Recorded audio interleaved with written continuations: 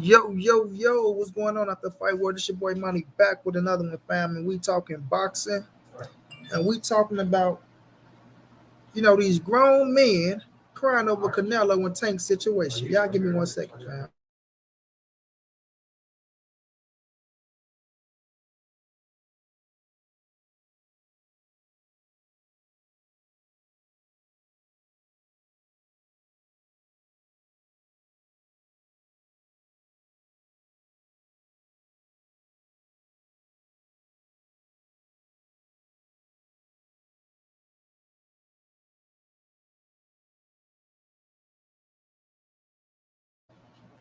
Yeah. So we gonna talk about these grown emotional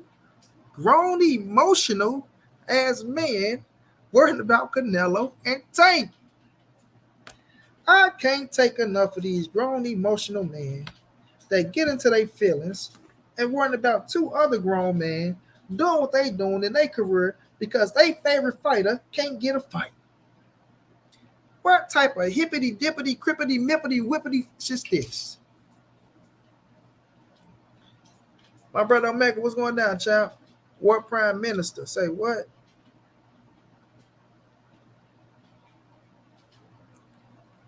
What prime minister? You ain't coming here with all that shit, bro. We ain't doing all that. So that message get deleted.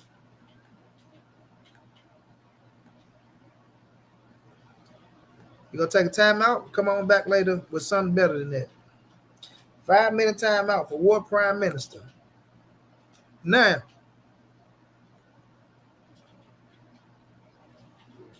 all these grown ass men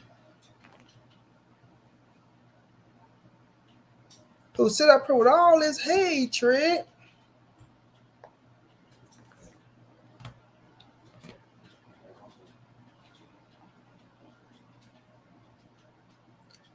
I wonder where the Queen Yaya at.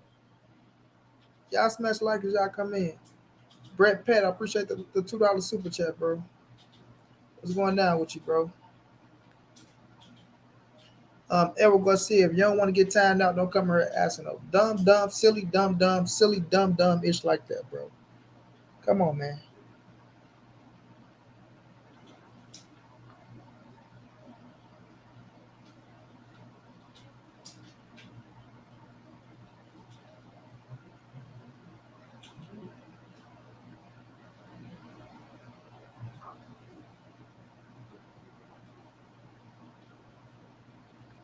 Time out for you. Go sit your ass in timeout for coming here saying stupid ish. You come here saying stupid ish, you're going to timeout. You ain't getting blocked, but you're going to timeout. You know what I'm saying? Straight to timeout. Daniel Guzman, hell yeah, I'm watching that fight. Why wouldn't I? Why wouldn't I?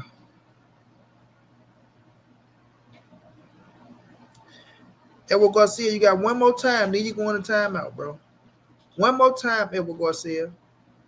That's the second dumb question you're gonna ask. One more dumb question, you're going to timeout.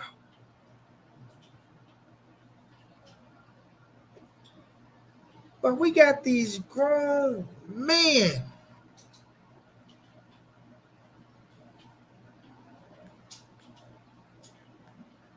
$5 minutes for Daniel Guzman. Sit your ass in the background with Mr. Aggressive and War Prime Minister. Luis Valencia. Yes, I do think he can beat him, but he's not gonna beat him. I got Bill beating Zerto. Yeah, I got Bill beating Zerto, bro.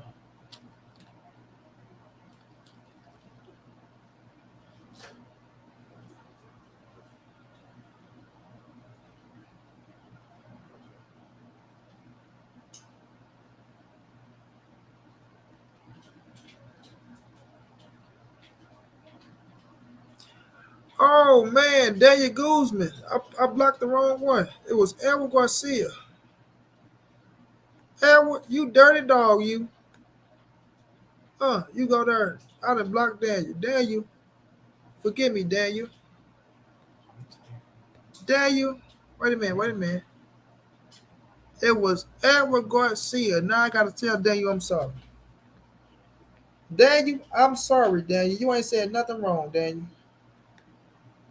I only know how to bring you back from being blocked. Let me see. Let me see if I can bring you back. Let me see if you can bring somebody back from being a ghost. My kids love Time for Learning's online homeschool curriculum, and I love it too. It's important to have a comprehensive and flexible curriculum with parent tools like automated grading, lesson Well, plans, you'll be back and in 5 minutes, Daniel, and you'll get an apology. I'll give you an apology, Daniel. My bad.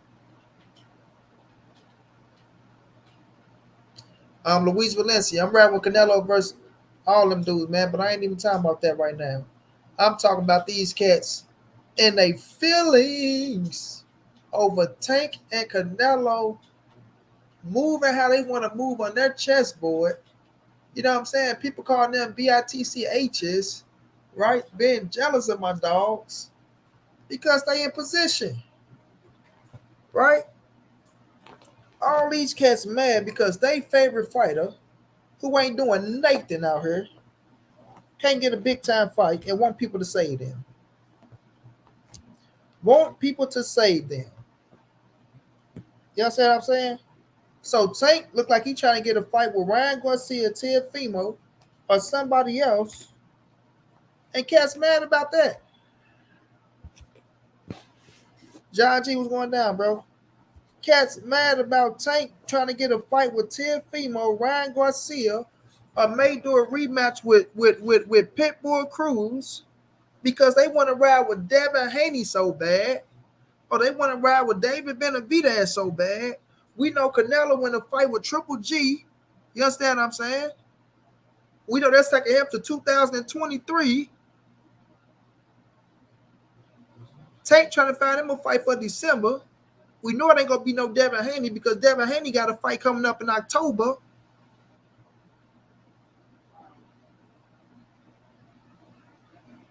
And they want to come out talking about the WBA and Devin Haney and them try to go make Tank the mandatory and do this and do that. And they try to put that, man, they ain't doing none of that. They ain't doing none of that. You feel me?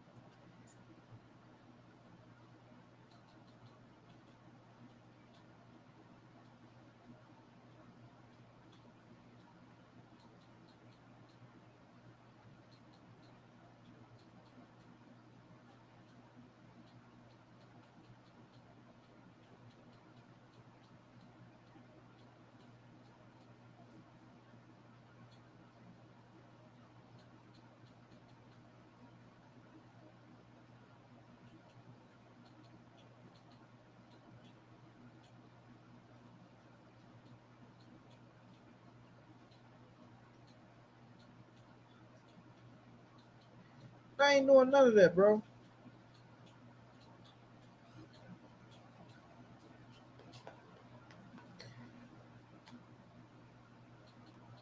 Now we go talk. You know, my brother, everything boxing try to go down Canelo resume and try to dog out Canelo resume. You try to dog out Canelo resume. You got coach the Canelo, the number one Canelo hater in the world.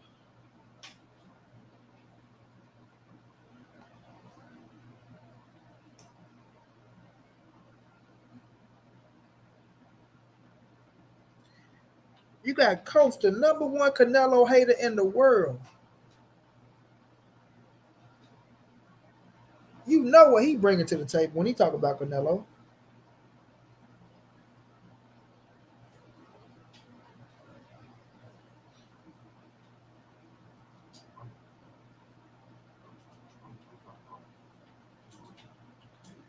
You know what coach bringing to the table when he talk about Canelo.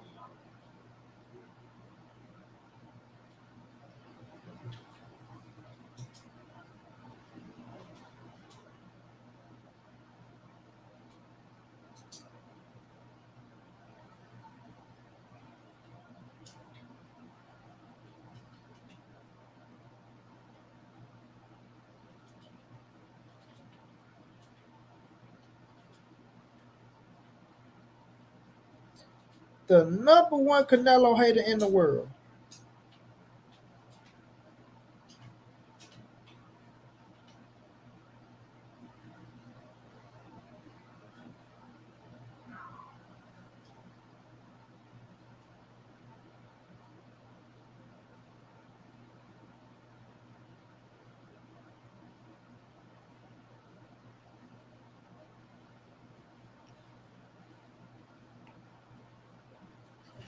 You feel me?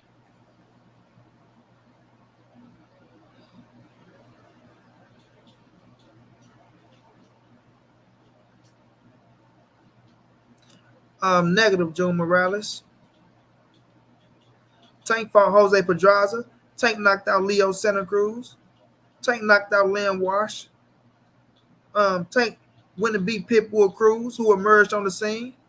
Daniel Guzman, I apologize, my brother. That was my fault. I tried to put the other boy in timeout, and I ended up putting you in timeout. So I apologize to you, my brother. I apologize, Dan. You ain't did nothing wrong, bro.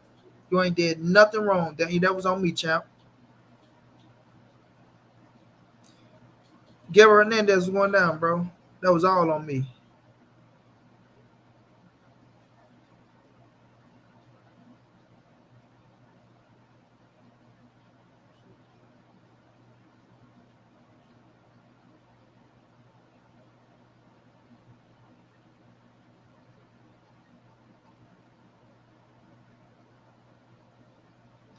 You know what I'm saying? So when we're looking at these dudes getting mad at Canelo and Tank, it's absurd to me, bro. You know, then they tell you that you're not a boxing fan because you rock with Canelo and Tank. What type of ish is they talking about? Let me take a turtle break. Turtle break. Man, I should have. What the other one?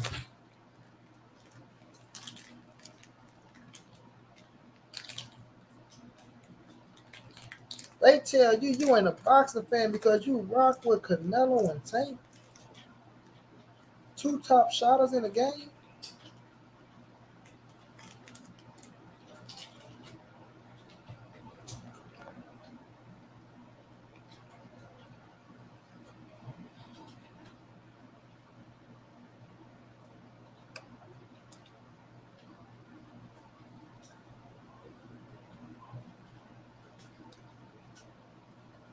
Right?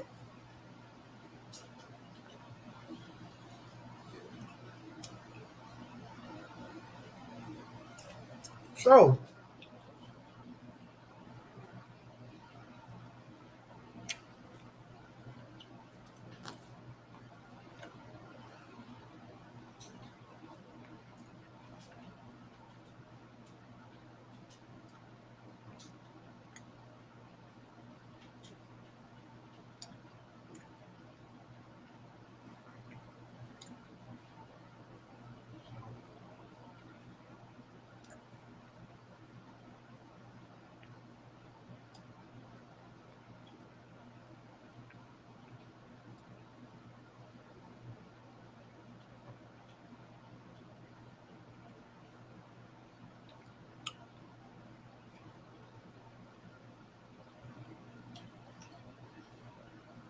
no doubt, Omega.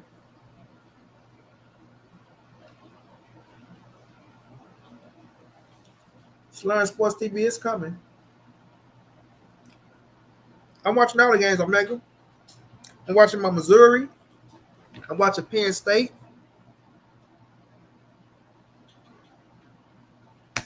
I got them all on. Which game you watching, Omega? Exactly.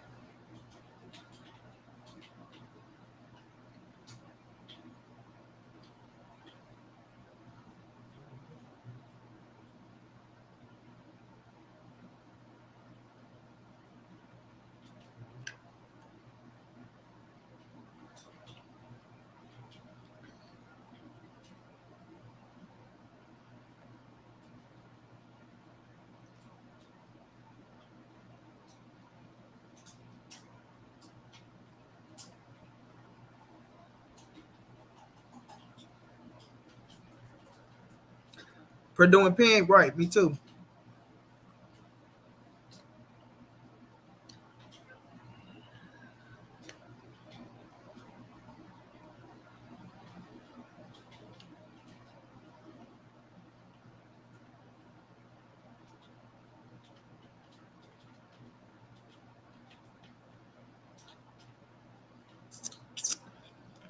All of them the biggest Canelo hater. Put them all together, Zay. Dwayne Style was going down, bro. So, y'all smash that like button, y'all. Y'all smash the like button, fam.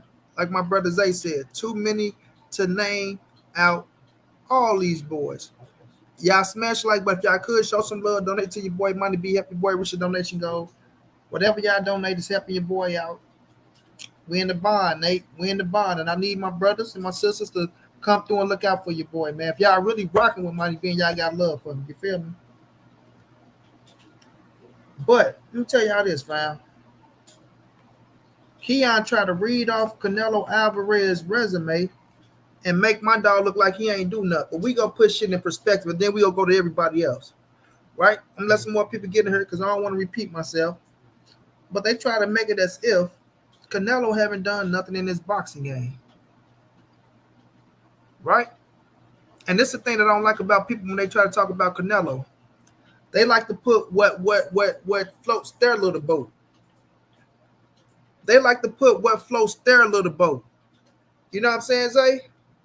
They like to put what floats their little boat, Zay, without speaking the real facts out in this bill. You know?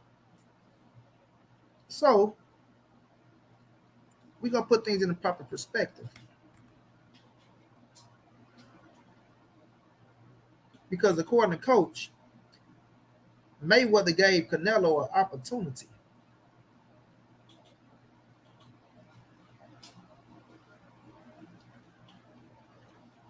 Keon tried to say Floyd was 37, he was 36. Contradicted himself. Right? Coach trying to say, okay, Zay, my brother, it's all love, fam. I appreciate you, my bro. You know, I ain't even talking about you. I know you show love. You know, I'm just saying in general, though. Right? Coach trying to say, oh, we got a Mexican right there that's 25. He's 25. But Canelo went and fought Floyd when he was 23. But the difference is Floyd Mayweather needed a Canelo Alvarez.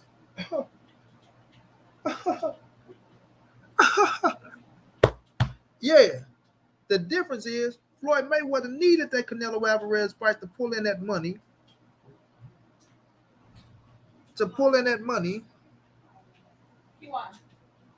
He won. Grab stuff. To pull in that money that they needed for Showtime. I'm gonna ask the question, y'all. Mayweather and Canelo broke the record for the most pay-per-views sold in boxing motherfucking history at the time they fought. Am I right or am I wrong, Zay? Zay, am I right or am I wrong? Floyd Money Mayweather and Canelo Alvarez broke the pay-per-view record for the most pay-per-views that was sold in 2013.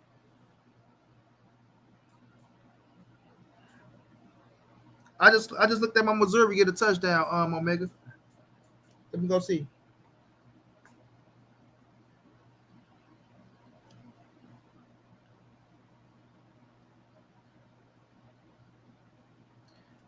Okay, they just crossed him up. Bam. One. Bam. Ooh. Hit him. Boy, spent off for him. Still on his feet. Oh, he up the middle. Oh, with a touchdown, Penn State. Hey, man.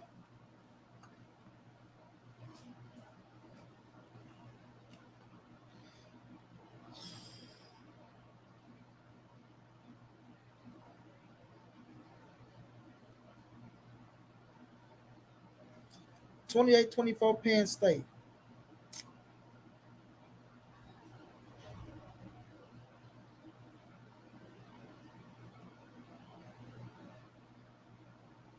A Missouri boy just got a touchdown, Omega.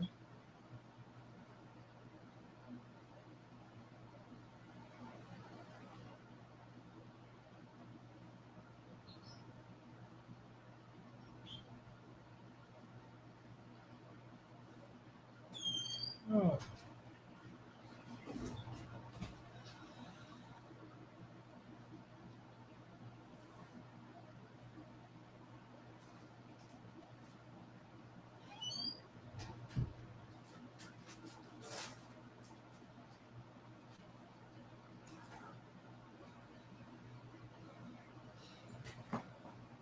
It's on ESPNU.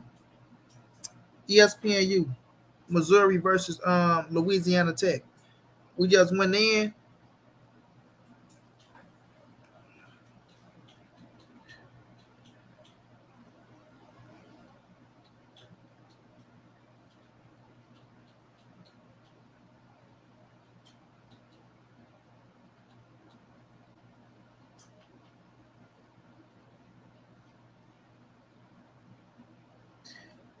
$45-17, Mizzou.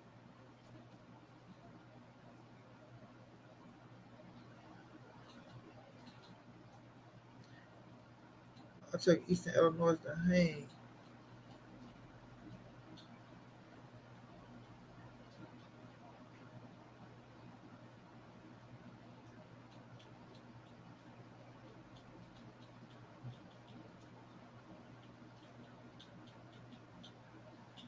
So,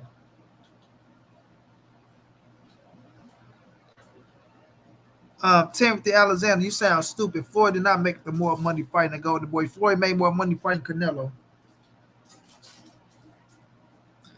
Yeah, click on the Omega. It's the game, Mizzou game on though. I know they showing it on mine too. Missouri on though. Give me a couple. Yeah.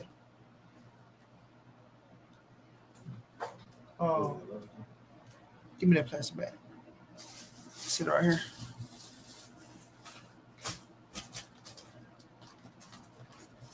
Cool.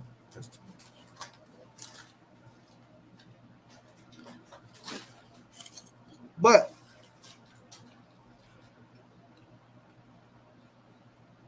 CD, what's going down? You know, we finna expose these grown men that's crying about Canelo and Tank. Right?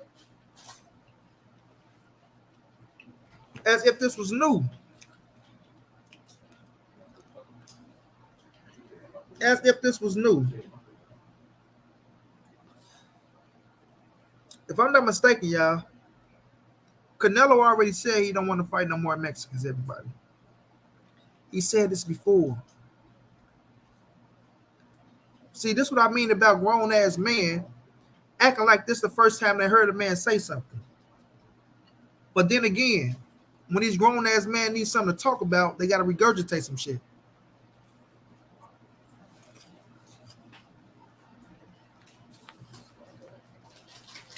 Luther Burden, Omega. Remember that name, Luther Burden from St. Louis, Missouri. A bad motherfucker. Receiver for the Missouri, number 3. Now, Keon tried to go down Canelo's resume and make it as if Canelo's done nothing. Okay, Canelo fought Kermit Cintron. Kermit Cintron was once a bad boy.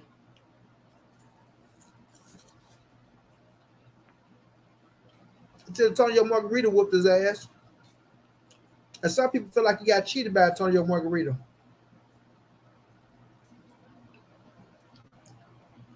Right?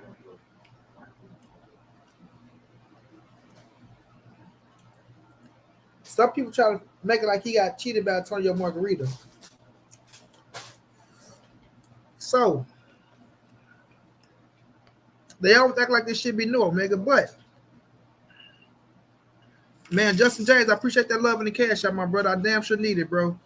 Thank you so much, man. Anybody that showed me love, your boy need it, and I appreciate it. I'm going to say it again. Anybody that shows Money B love, your boy needs it, and I appreciate it, right? So now, let me get into this.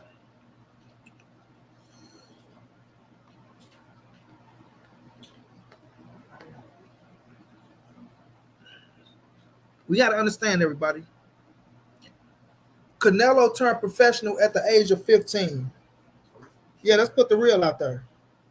You know, when you're just gonna put half of it out there, because cats want to put half of the shit out there and shit, right?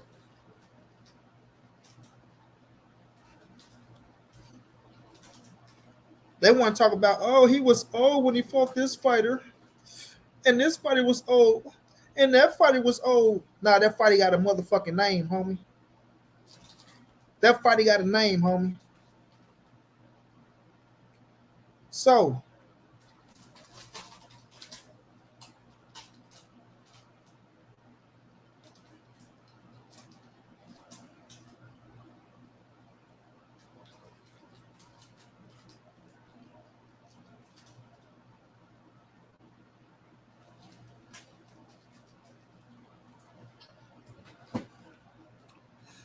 Slur Sports TV, I appreciate the love, my brother.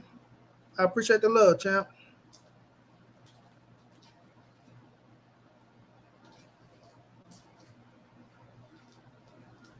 No doubt, Zay. Have a good one, Zay. No doubt, bro. Handle your business.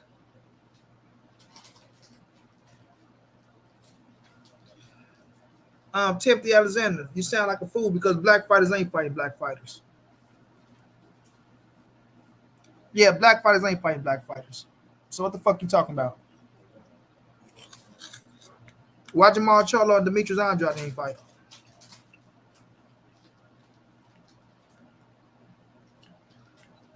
Huh?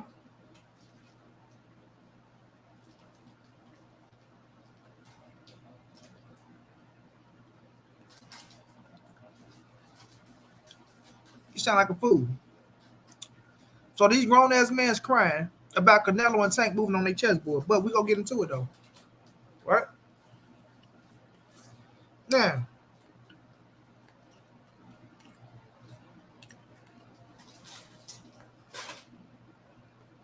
Canelo turned professional at 15.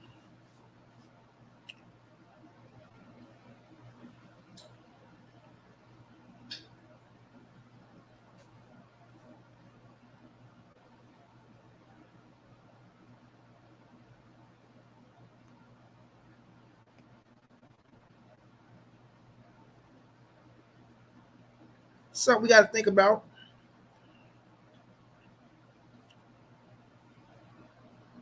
15-year-old Canelo. That man turned professional at 15 years of age, bro.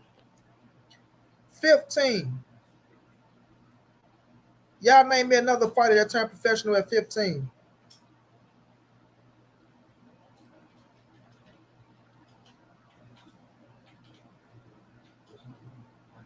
Name me another fighter that turned professional at 15 years of age, fam.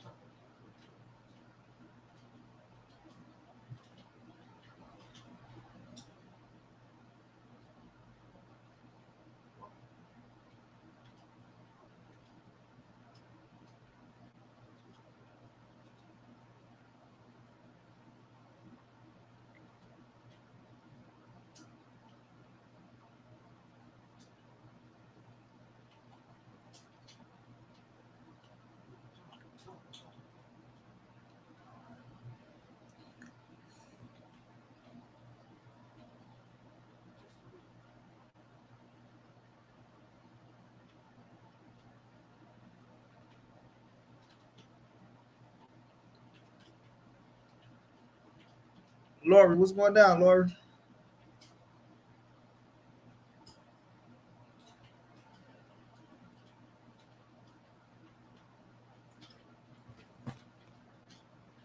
All right, you said Canelo had a draw against George Warriors, right?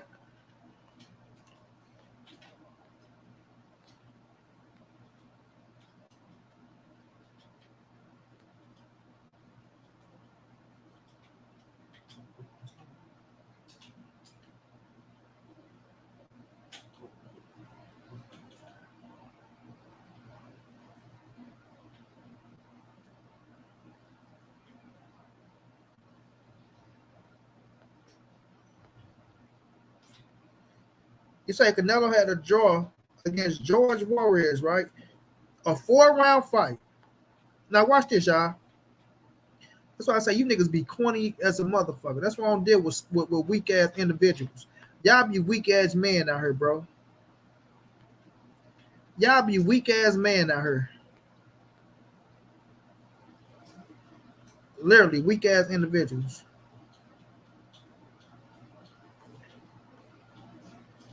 A bunch of Sam I am ass niggas.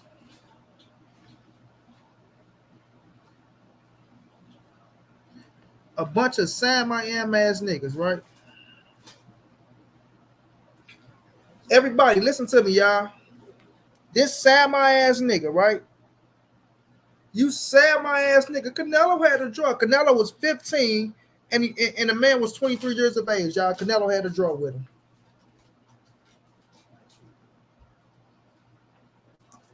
Omega, do your thing, my brother. It's all love, fam. I'm watching football just like you too, champ. We talking about a 15-year-old kid. He want to rag on a 15-year-old kid fighting a 23-year-old grown man.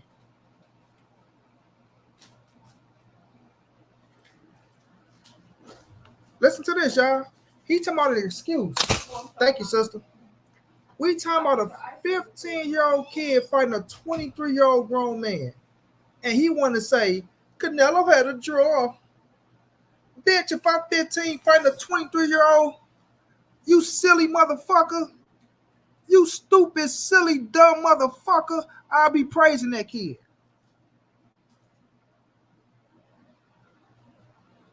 I will be praising that kid.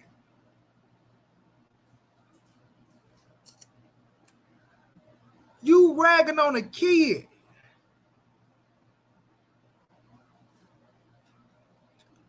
What Mr. Aggressive Eastside 512, you silly, stupid motherfucker. What was you doing at 15 years of age? Yeah, what was you doing at 15 years of age?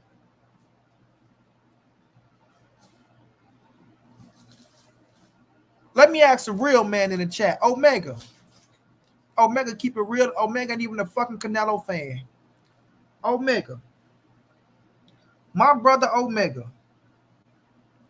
If you see a 15-year-old kid fighting a 23-year-old man, what would you say, bro? Let's keep it real.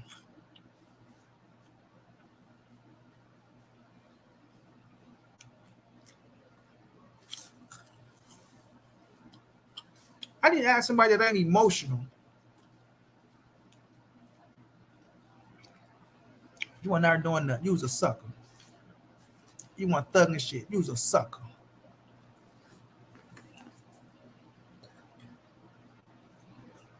You talking about a 15-year-old kid.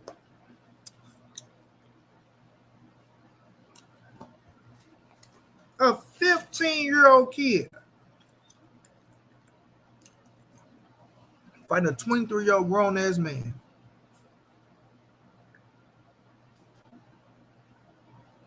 Come on, man. Come on, man. But we gonna move on, right? The show must go on. So,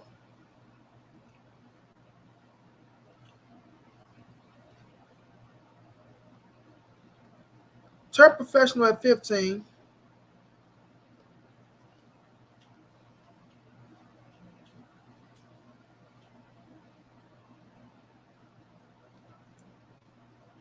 Became a world champion.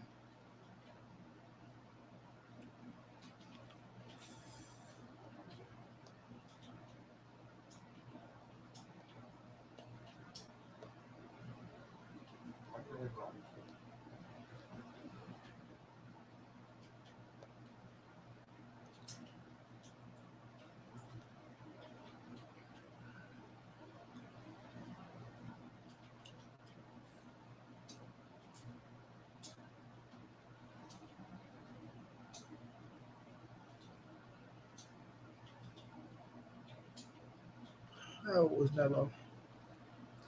I think he was 21.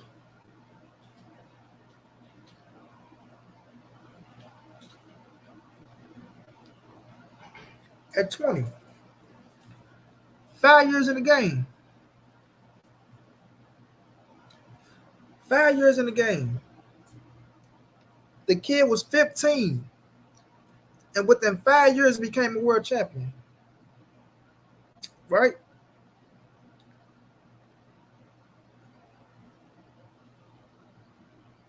That what I'm putting it on him? Okay, we know this game in the bag. Now Purdue and Pitt is a good game, bro. Oh, I'm looking at him. I'm looking at 17. Oh yeah, touchdown, boy. Oh yeah, that's going to the crib.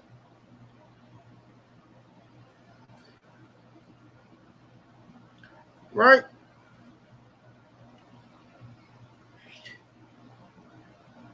I think Pitt go pull it out though, Mega. What you think?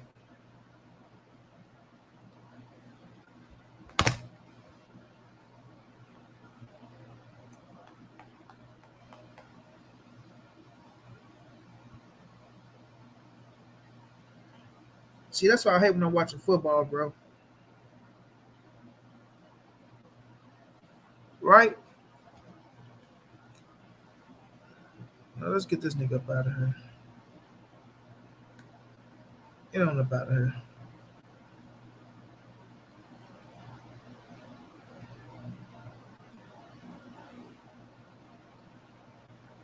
So,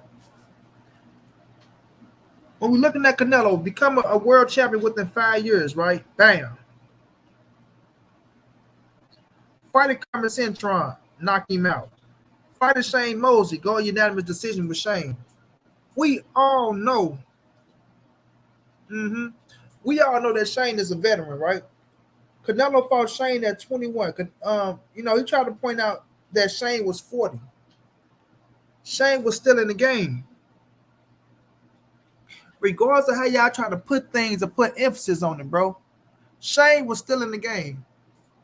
Right?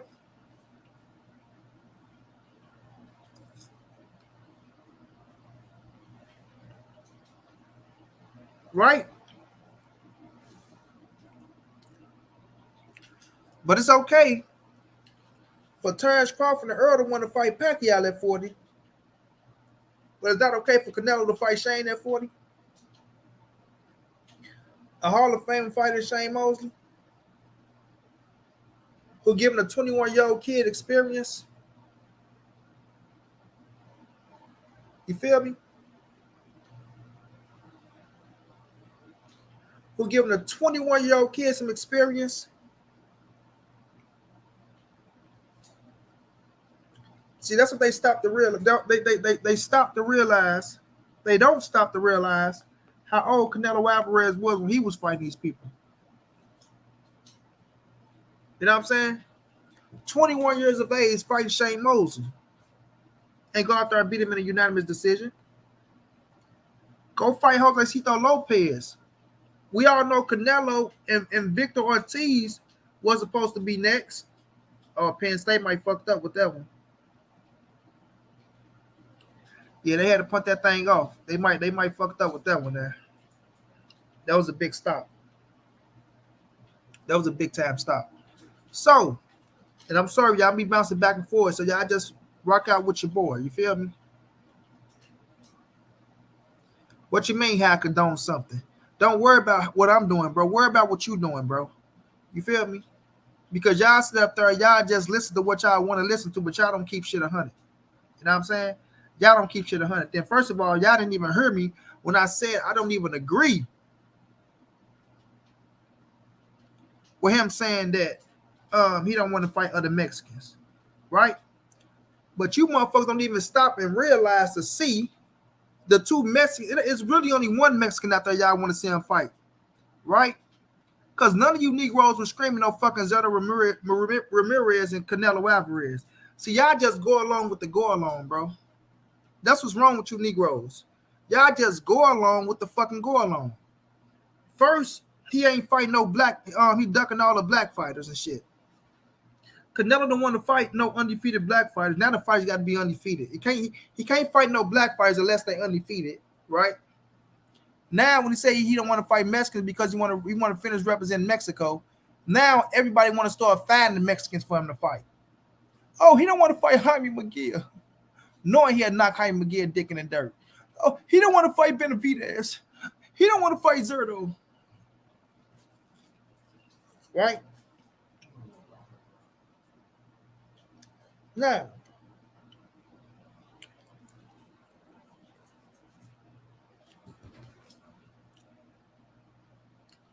Zerto got a fight coming up against Dimitri Bivol. Dimitri Bivol is a bad motherfucker, as y'all can see. You know what I'm saying? You know, a lot of you silly dumb motherfuckers out there want to say Dimitri Bivol was a cherry pick, oh, this, that, and all that shit.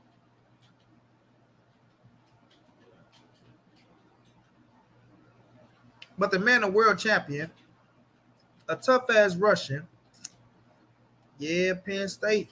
Hey, Purdue score right here, Omega is over. If Purdue score is over, Omega, right?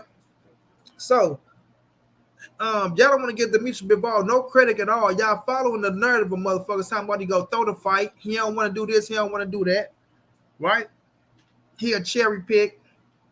Then Bivol go out there and win.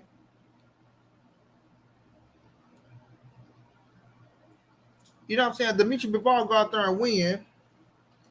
And now Canelo the bum. He's a bum. He's this. He's that. He ain't challenging himself. See, that's what's wrong with boxing, bro. Ooh, that's a play. That's a pass interference, bro. That's gonna be holding on 3, right? So the thing is this: y'all follow so many fucking narratives that don't make no sense, bro. Y'all let people paint the notion that Dimitri Bivol is a bum and he's a cherry pick, right? So when he beat Canelo, Canelo lost to a bum, which made Canelo a bum, right? Right?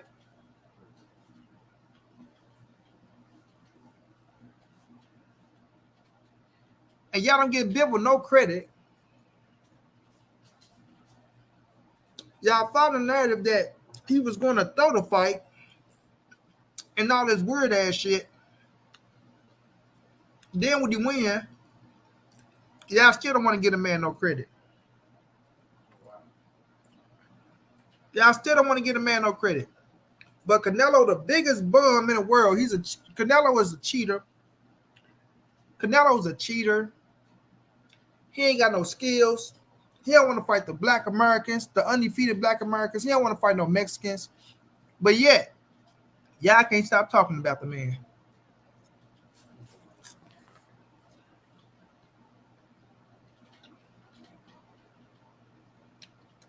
Y'all can't stop talking about the man.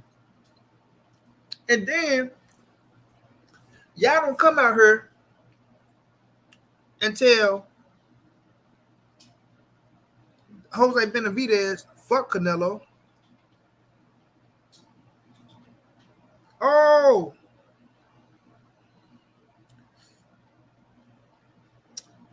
yeah, that's ball game.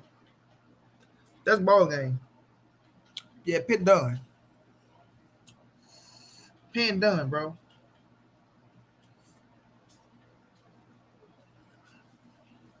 Oh, that's not Purdue.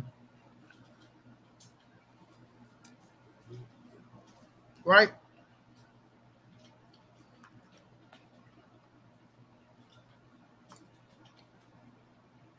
I'm sitting up here telling y'all that Dimitri Bivol is a hell of a fighter. A hell of a fighter.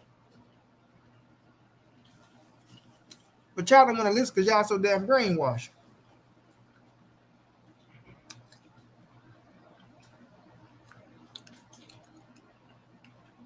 Floyd wasn't no almost 40. I'm finna be 36, Tony Dickerson, this year. I'm about to be 36. I don't think I'm no almost 40. Omega, when you was 36, was you almost 40 or was you almost 37, bro? Huh?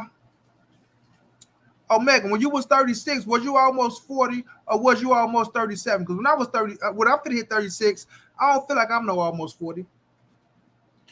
I'm Clarvin.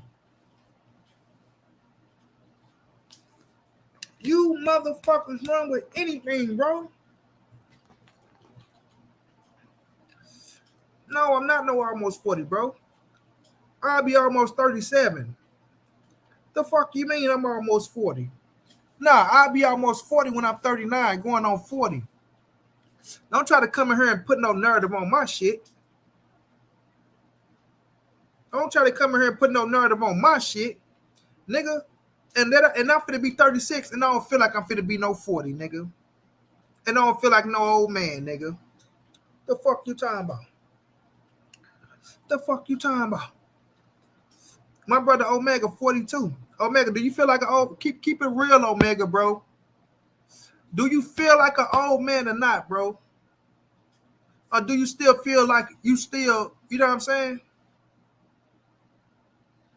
Nah, I ain't on the way to being no 40. I'm on the way to being 36. And then I'll be on the way to feel motherfucking 37. So I ain't trying to hear that. Floyd was 36 fucking years old, bro. 36. That was in 2013. And he fought for 4 more years. 4. Matter of fact, he motherfucker's still fighting right now. So I ain't gonna even say 4 more.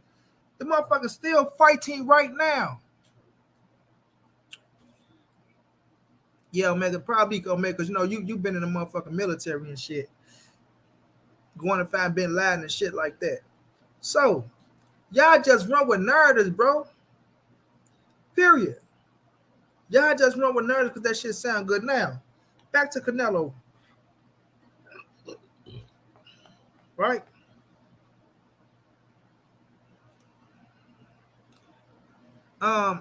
You sound like a jackass, Mr. Aggressive.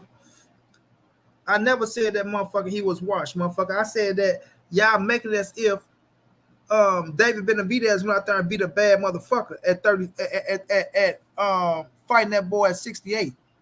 You know what I'm saying? Fighting that boy at 68 when Triple G beat him already and motherfucking Billy Joe beat him. So open up your ears and listen, motherfucker. Open up your ears and listen. You little sheep. That's what you is, a little sheep. A lot of you niggas be sheeps. A lot of you niggas be sheeps. Oh shit, Penn State.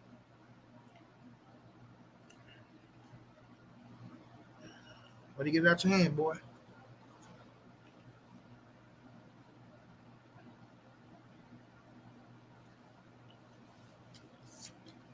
Exactly.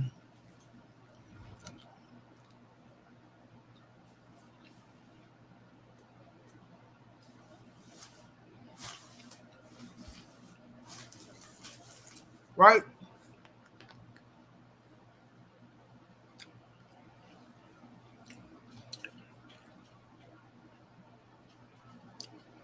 Mr. Aggressive.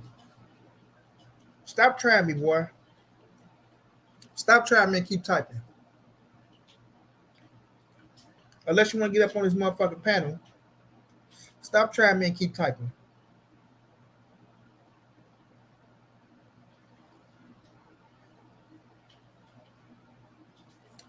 Yeah, Penn State done, folks. So, back to Canelo. Now, Canelo finna fight Triple G. Triple G is a motherfucking unified champion at 160 pounds. Oh, did y'all forget? Yeah, did y'all forget? So Triple G is 160 pounds with two. Sorry, he at 160 pounds he holds 2 titles. He holds 2 titles. Not only that, if Jamal Charlo was to fight Triple G right now, like I always tell y'all, that'd be the biggest name on his resume.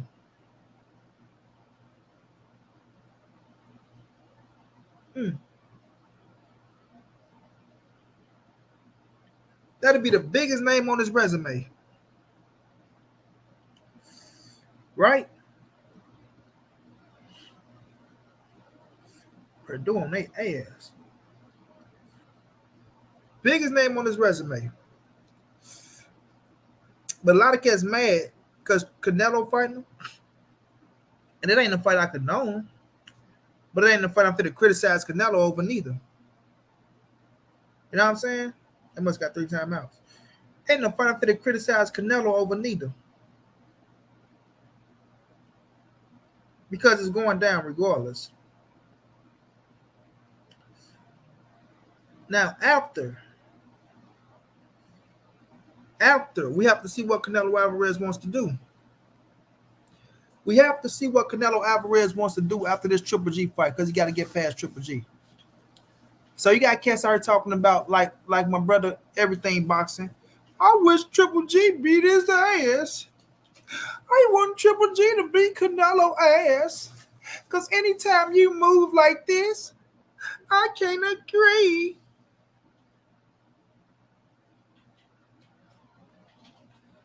Right? Canelo ain't made another move yet. Canelo going to fight Triple G, the same fight that we all knew that was coming up in the first place. The same fight that we all knew was coming up in the first place. Triple G and Canelo. Triple G and Canelo. Everybody knew the fight was coming up. Now fuck Triple G. Fuck Canelo. You want Triple G to beat his ass when the man ain't even made another move after the Triple G fight.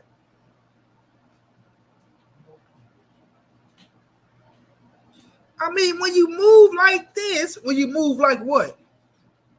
What move that he made that we didn't know that was getting made next? I mean, when you move like a bitch and you act like a bitch and then you grown ass man out here, y'all steady crying over some shit that y'all know what's going down already. Grown ass men. They ain't got coach up there. I told y'all, now y'all see what I've been saying. Now y'all see what I've been saying. They've been doing this and they've been doing that. The same shit going down that we knew what was going down. Everybody wants some validation. Everybody want to feel right. Everybody want to act like they the man and want to point the finger. Sit y'all ass down somewhere, man. Sit y'all corny asses down somewhere, man. Ain't shit changed that was already going down. Ain't nothing changed that was already going down. Damn, Purdue got that motherfucking first down, bro. Pan got to start using them timeouts now. Right? Why the fuck would I go debate anybody with Canelo on Knockout TV when all you biased motherfuckers coming over there and y'all minds made up? You think I'm a stupid motherfucker? You think I'm gonna go over there and debate a motherfucker in a Canelo Alvarez debate when you biased motherfuckers ain't even paying attention to what somebody talking about? You motherfuckers just pressing the button. You motherfuckers go take a shit, take a shower, brush your teeth, come back, eat your food, miss the whole debate, and come back and say, oh, the other dude won. Nigga ain't giving the nigga a chance. Why the fuck would I go put myself in a position like that? Debate a nigga about Canelo on Knockout Boxing 86 TV, and I know what's going on in the chat already. Boy, you gotta be a fool. You think I'm gonna put myself in a dumbass position? Nah. We gonna talk that shit right here about Canelo, and I'm gonna spit it in your ear right here, motherfucker. Period. Now, at the end of the day, man, get the fuck out of here. Fuck you, man, it ain't biased. Nigga just pressing points, ain't even paying attention to shit. Don't tell me what it ain't is like I'm stupid. Don't tell me something that I already know. Are you crazy? Are you a fool?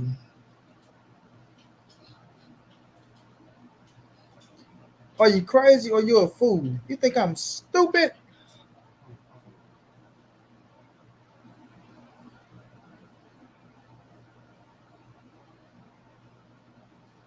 Man, can't none of you niggas fuck with me. You talking about get smoked. Boy, get your corny ass up out here somewhere. All you do is hate on Canelo all day. You talking about go debate on Canelo. Boy, get your corny ass up out of here. It's dumb, Omega. Omega, you think I'm finna go sit up there, put in all that work, and talk all this real shit for a nigga not to pay attention to me and then go against you? They're already against you. Niggas ain't even believing what I'm saying right now. So why the fuck would I go try to change the mind of some grown motherfuckers who hate on the man already? Are you serious? Are you serious? Come on, man. Come on, man. Back to what I was saying, man.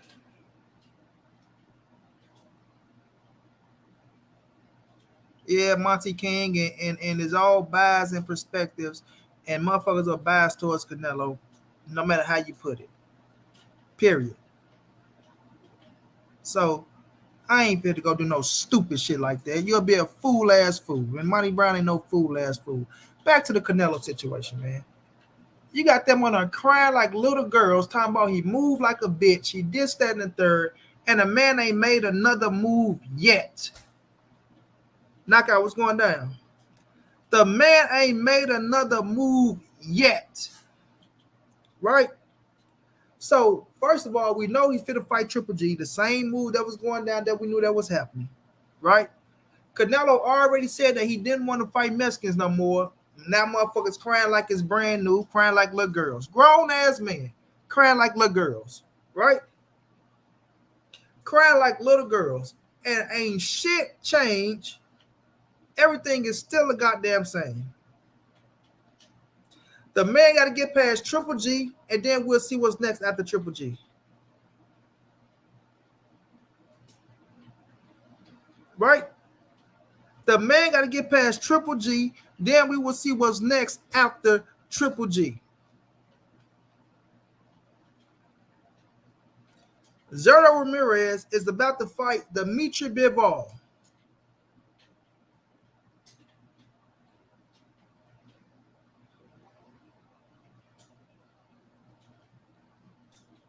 David Benavidez looks like he's about to fight some motherfucker else again. Right?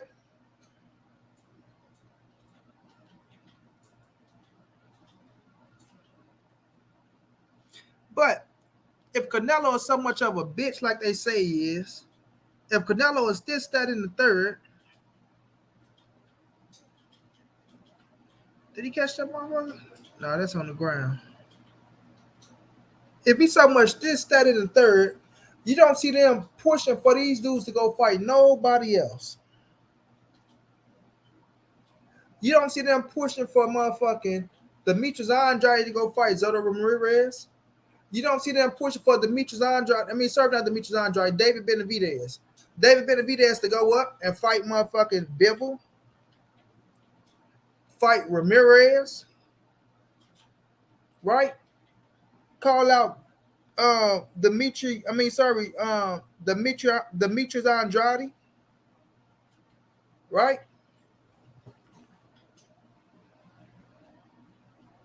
Right?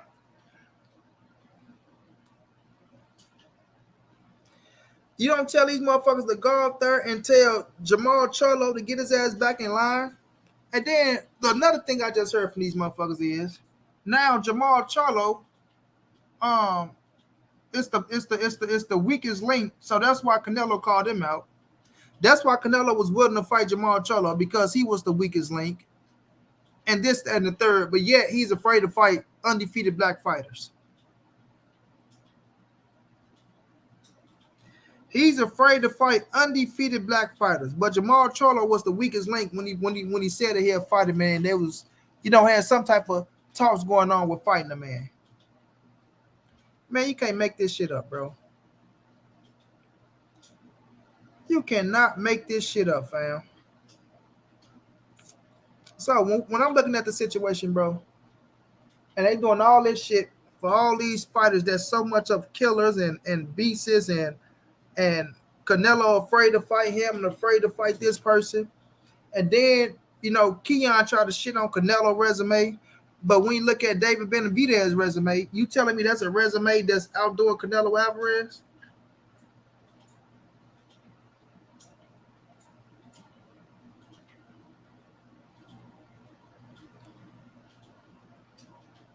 You telling me that's a resume that's outdoing Canelo Alvarez, right?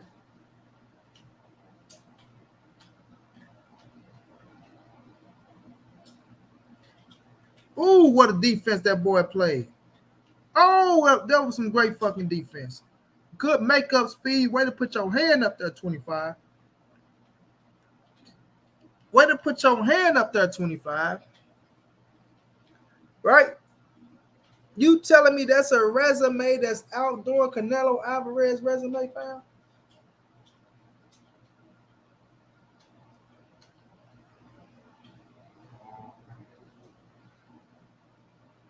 Or let me guess, Canelo don't want to fight him.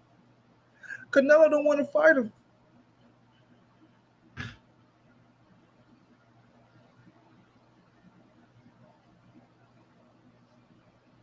That's it. That's it, Pen. Let's see what your boys do. Let's see what your boys do. I think they fit a drive.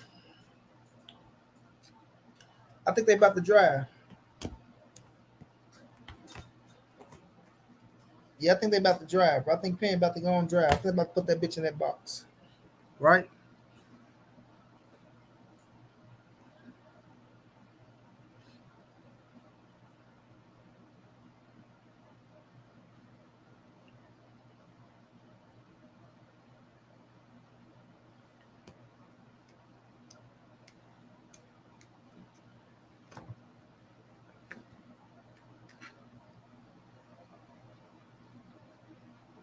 So when I'm looking at the situation, bro, I'm gonna get to Devin. I'm gonna get to Devin in a minute. I'm gonna get to Tank because this what it's all about, Canelo Tank. Because you know they looking at Tank, they looking at Canelo, they saying, oh, they doing the same thing, right? They doing the same thing. But when we looking at Canelo, and everybody's still chasing Canelo, and everybody's still talking about Canelo, that says a lot to me. That says a lot to me. You know what I mean? Because if Canelo is a bitch and he's moving like a bitch and he's a cheater and he's this, he's all these things, then why the fuck y'all still want to see him fight these other fighters? Good first now, boy. Why the fuck y'all still want to see him fight all of these other fighters? You know what I'm saying? So it validates y'all for them to beat Canelo, for them to be somebody. Right? That's what validates them, I mean. So for them to have validation, to really say that they're the man, for them to really say that they the man, y'all need them to beat Canelo Alvarez.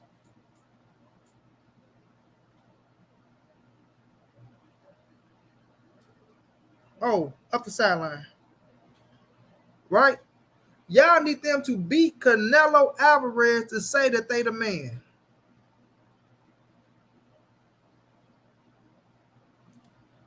And then what I don't like is, let's just say they do get a Canelo Alvarez fight. Let's just say they lose. Now, how do they build themselves back up to say that they somebodies? So that means there's more fights out there for them to fight to pull themselves back up from the bootstrap and to make them somebodies. I told y'all maybe they fit to drive back, get out of bounds, boy. Told you about to drive with this ball this time. But you want to hear Canelo name for all these motherfuckers. You want to hear Canelo name for all these motherfuckers. David Benavidez, Jamal Charlo, Demetrius Andrade. Now Bivol, since Bivol beat him, right? Woo! Woo! He put it on money. Right? Now Zerto Ramirez now, right? This should be funny to me, bro. This should be funny to me. Touchdown. Good shit, Penn. Good shit, Penn. Ooh, wait. What a drive. What a drive. In less than a minute and something. Yo, this should be funny to me, bro. But then what I don't get is they'll get pissed off because you rock with Canelo and Tank and try to sit and discredit you or say you ain't a boxing fan because you rock with Canelo and Tank.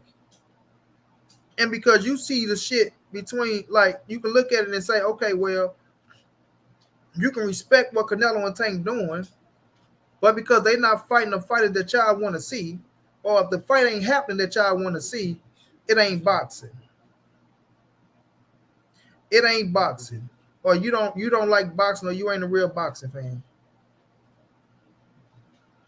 This motherfucker Canelo fought 4 undefeated world champions in a row, and they say so. They say so. It don't mean nothing. And he fight Benavidez. It don't mean nothing. I remember motherfucker say he was scared of Triple G. He was scared of Triple G. Fight the man twice. So then this nigga Keon had the nerve to say, okay, he fought Triple G one time. Hold on, y'all.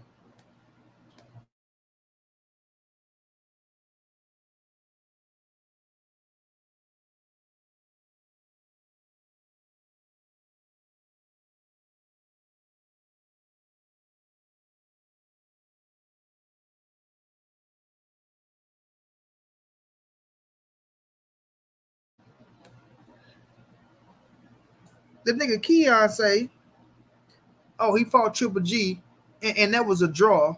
And then when we know when he fought Triple G again, we know Triple G got old. So really, how the fuck he get old in the next fight? They fought back to back.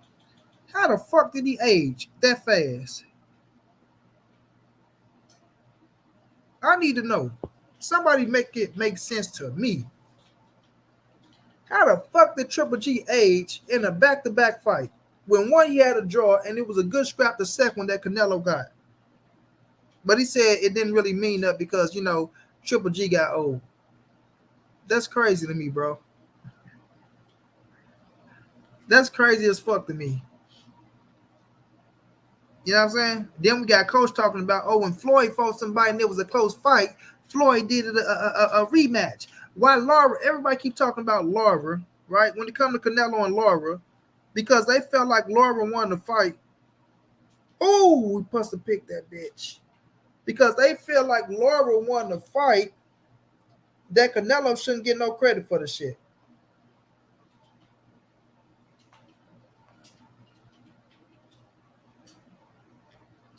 Canelo shouldn't get no credit because they feel like Lara won the fight. Oh, I already know what it is, Omega.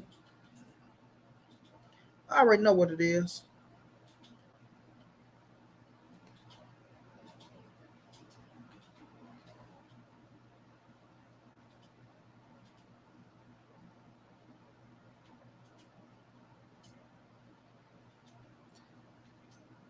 They feel like Lara won the fight and Lara should have got a rematch.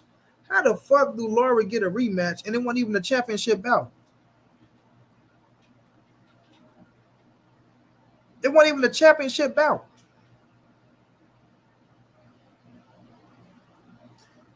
Yeah, Omega, and then they just mad because it ain't the fight that they want to happen. See, what people think, they think they control the boxing game because they watch boxing.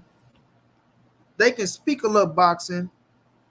They bought a pay-per-view or two, and then they turn around. They not getting my money, man. They not getting my money, man. You know what I'm saying? They not, man, listen, man, y'all don't control these fucking fighters, man. Yes, we want the fight. Yes, I want to see the fight. But y'all don't control these fighters, man. Y'all think y'all got the right to tell a motherfucker how to move on their chessboard in a dangerous ass sport? You feel me? In a dangerous ass sport, y'all think y'all got the right to tell a motherfucker how to what move they should make every time they fit to fight somebody? Oh no, you just fought in a championship fight, or that championship fight don't mean shit. You gotta go fight in this championship fight. 4 undefeated fighters in a row. 4. 4 undefeated fighters in a fucking row. And it don't mean nothing.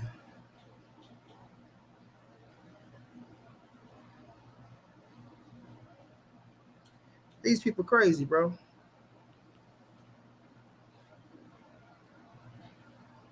These people are crazy, bro.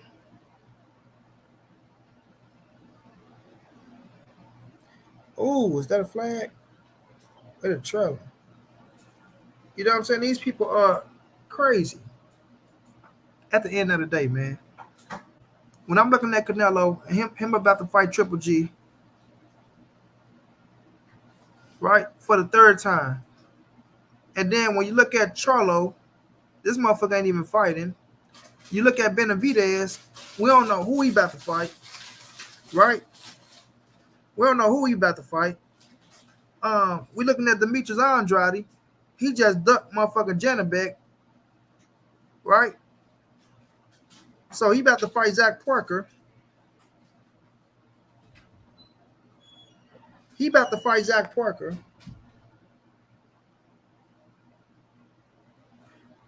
But all the credit, I mean, all the smoke and all this shit going towards Canelo, and these niggas ain't doing shit. And then we look at Triple G. You can say Triple G is probably the better fighter out of all these motherfuckers that they fighting out here. Zach Parker, you don't know who the fuck he is. We don't know who the fuck Benavidez for the fight next. Right?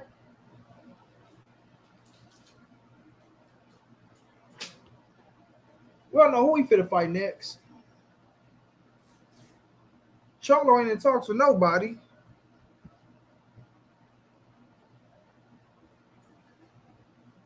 But since Canelo about to fight Triple G, I guess. I said Canelo about to fight Triple G. And we know that he got the big name. Motherfuckers need something to criticize.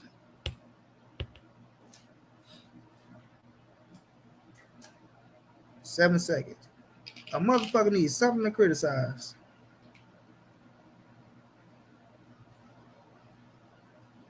Oh yeah, let me take my medicine.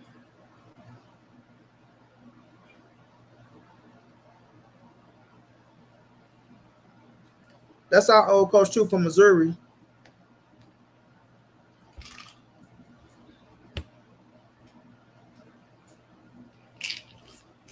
Right?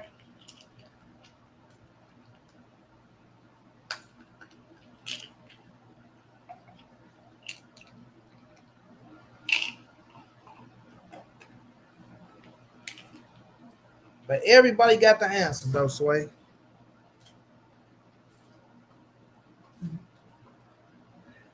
Everybody got the answer.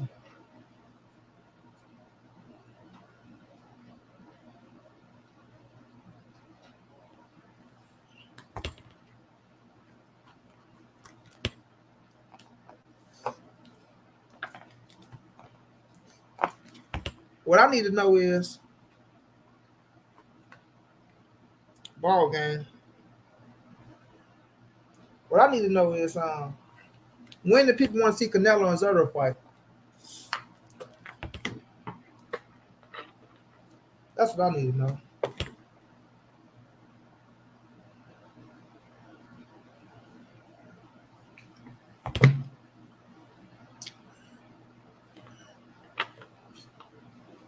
When do people want to see Canelo and Zerto fight? When do people want to see Canelo and motherfucker Jaime Garcia fight?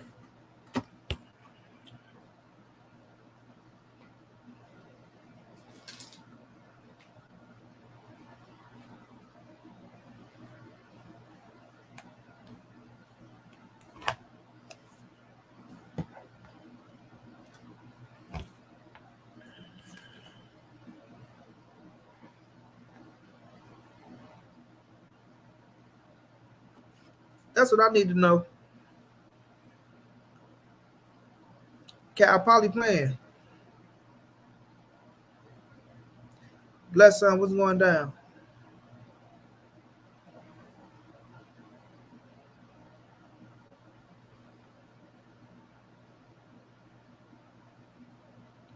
When do people want to see Canelo and fucking Zerto fight?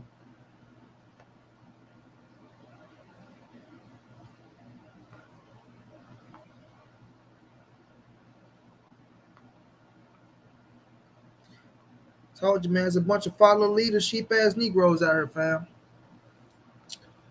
Follow the leader, sheep ass Negroes. Now, I'm going to get back to Canelo. Let me get on Tank for a minute, fam.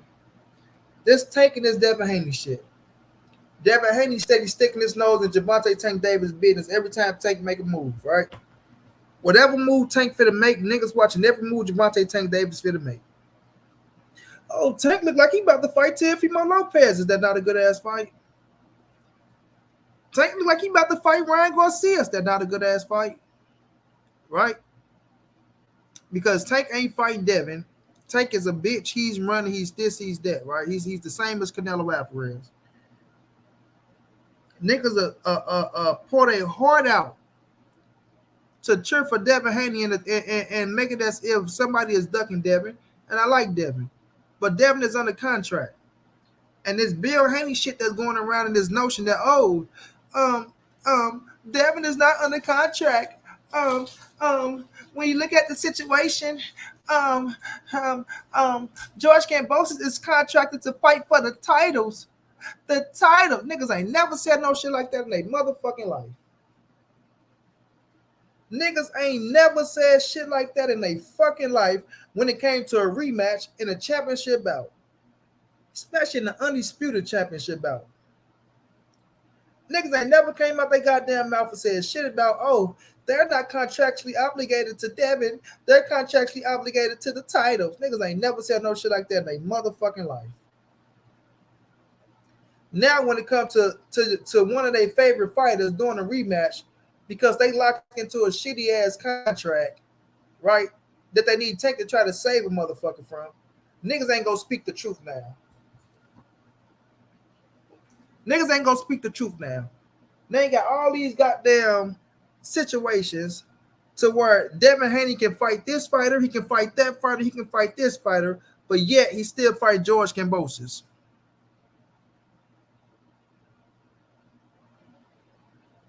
Yet he's still fighting George Kambosos, who look like he finna make even more money than Devin, and he's the motherfucking champion.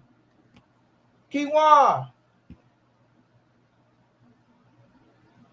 Right?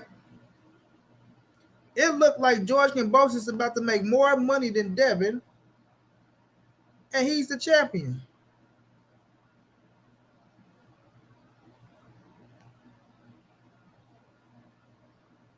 So I wonder why they crying and trying to get a motherfucker Gervonta Tank Davis fight.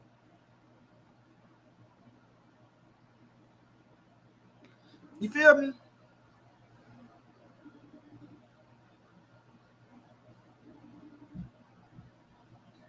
It looked like the nigga about to go do a rematch as an undisputed champion and make less than the opponent. Can you walk up the computer charge up for me?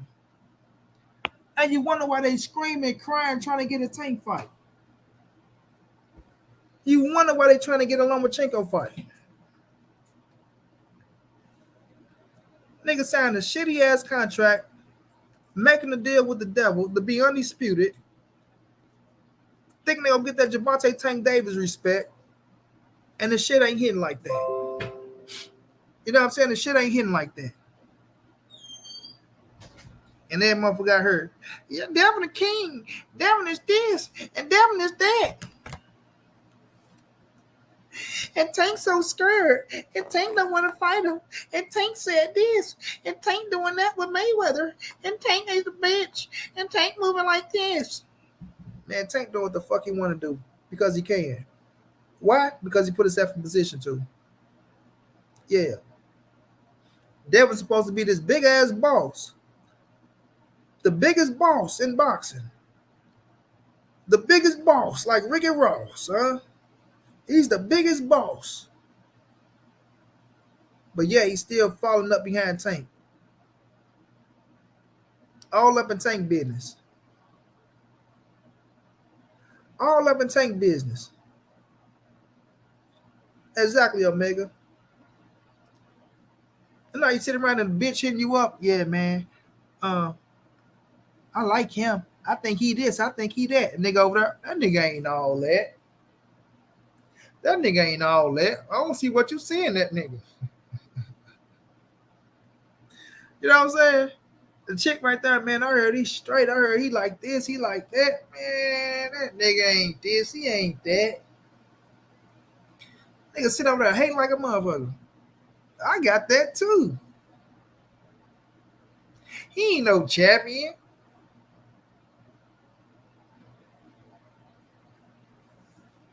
You feel me?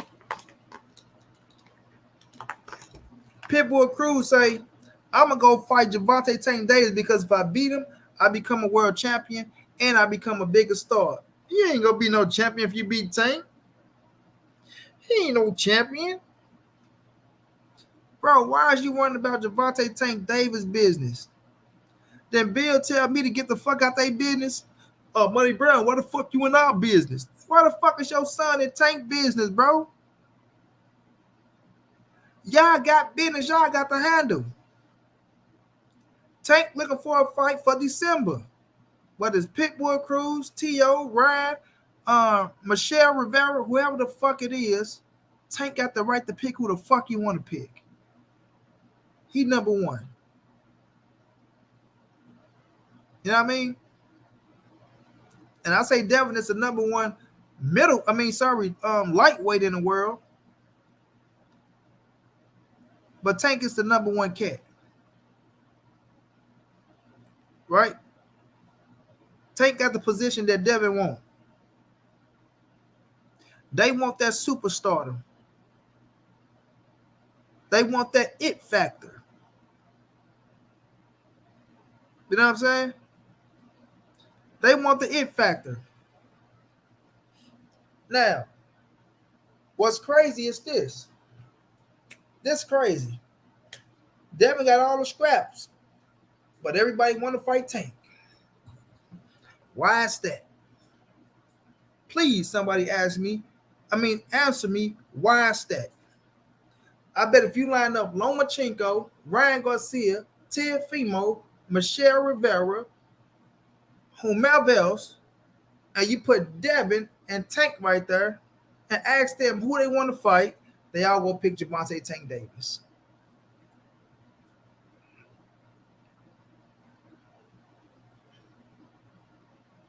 They all go pick Gervonta Tank Davis. Even Devin go turn around and say, I want to fight Tank. They all want Tank because Tank is the money man. But yet, people say, how's Tank the money man when everybody made their biggest paydays fighting Devin Haney? But Devin Haney didn't make his biggest payday though, right? Right? Devin Haney didn't make his biggest payday though, right?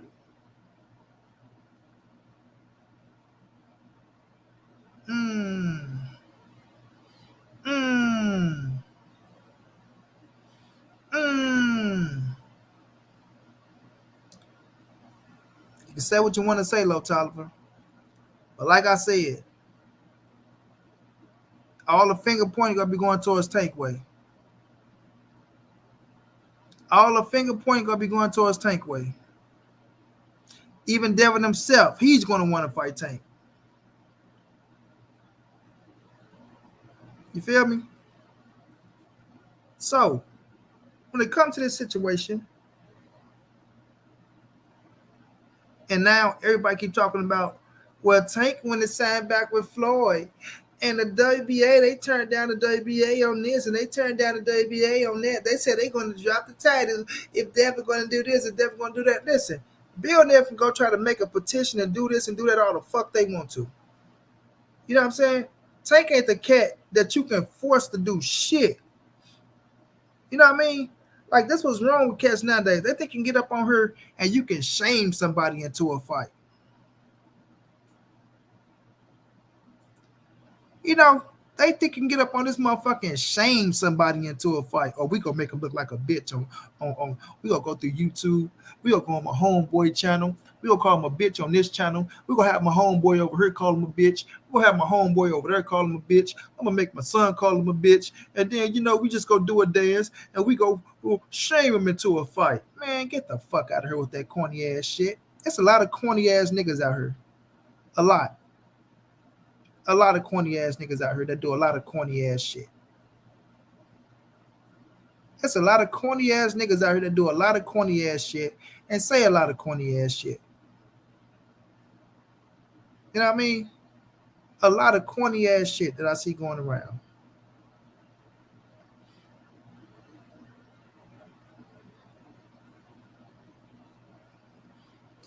Heavy bag, aka heavy. You sound foolish, bro. You sound foolish. Stop talking about it ain't about the money. It's always about the motherfucking money, man. Stop letting people soup y'all head up telling y'all it's not about the money. It's always about the motherfucking money and whatever you do. They got to do with professional sports. It's always about the fucking money, bro.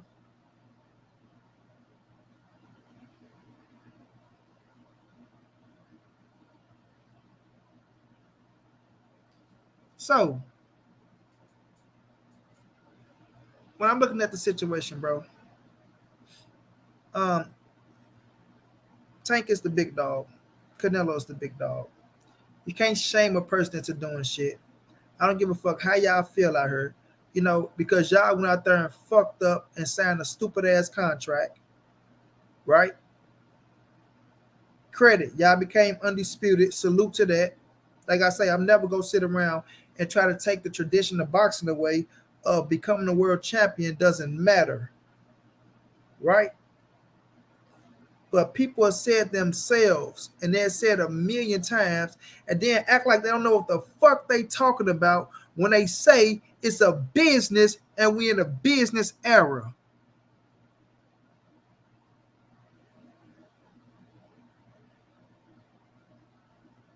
Oh, it's a business. Oh, it's a business. It's a business. It's a business. It's so many fucking voices that says a business, and then get pissed off when a motherfucker do their business the way they want to do their business.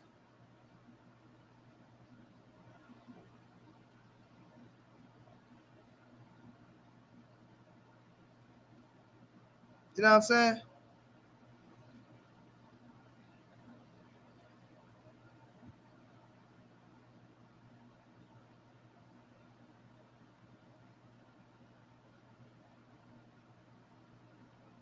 Get pissed off when a motherfucker do their business the way they want to do their business.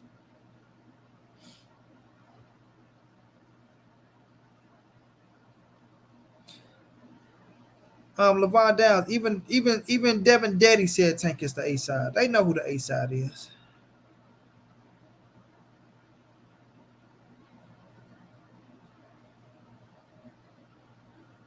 They know who the A side is, man. And listen, Low Top, it don't matter that he's the undisputed champion. You wanna know why? Because they willing to drop the belts to fight Tank. Remember? We can go fight Tank at 140 for his belt. So they don't give a fuck about them belts no more. According to everybody else. Because Cambosis is obligated to fight for the belts. He's obligated to fight for the belts. Not Devin, the belts. And people listen to that stupid ass shit and run with it. They make that shit sound so convincing that people listen to it and run with it and couldn't prove the shit not one time. Couldn't prove the shit not one time. Knowing damn well Devin Haney was fighting George Kambosos in October. But they know don't nobody want to see that shit. So what's the best way to try to build that fight up? Somebody tell me. What's the best way of trying to build up Devin Haney and George Kambosos? By making it look like Tank ducking you? By making it look like Lomachenko ducking you? Right? And now Devin is forced to fight George Kambosos. They don't want to fight him, everyone. They're ducking Devin. They're ducking him. So he don't have no choice but to fight George Kambosos. George Kambosos is the only one he's the only one that want to fight. He's the only one that's interested. Man, quit playing with me, man. Quit playing with me, man. Yeah, when Tank knock his dick in the dirt, knock his motherfucking jawbone loose. You know what I'm saying? I'm gonna see what they got to say then. I mean, I'm gonna see what they have to say then. But right now, um, Tank ain't worrying about no Devin Haney. Tank ain't worrying about no Bill Haney. Tank ain't worrying about no goddamn YouTubers who think they shaming him into some shit or none of that shit. Tank living his best life, taking care of his kids, doing business, right? And working on his next fight for December. Yeah, because it looked like Tank coming back in December. Against whom? We will see. You know what I'm saying? We will see. For people who keep trying to shit on him, talking about, oh, he signed back with Mayweather. He signed back with him. He did this. He did that. Y'all don't know what the fuck Tank did. We ain't seen no press conference yet. We ain't seen Floyd sitting at no podium. We ain't seen no motherfucker Linda Elder be at no podium. So y'all don't know what the fuck Tank did. You feel me? Noy Ortiz, we will see. I don't know yet, but we will see. Exactly, Omega. Exactly. The boy just can't punch like that. Hell of a boxer. But either you're born with power or you're not. And Devin ain't born with the power. Period. He ain't born with the power, bro. He ain't knocking dicks in the dirt like that. He outboxing motherfuckers. But he ain't knocking motherfuckers out like that. You know what I'm saying?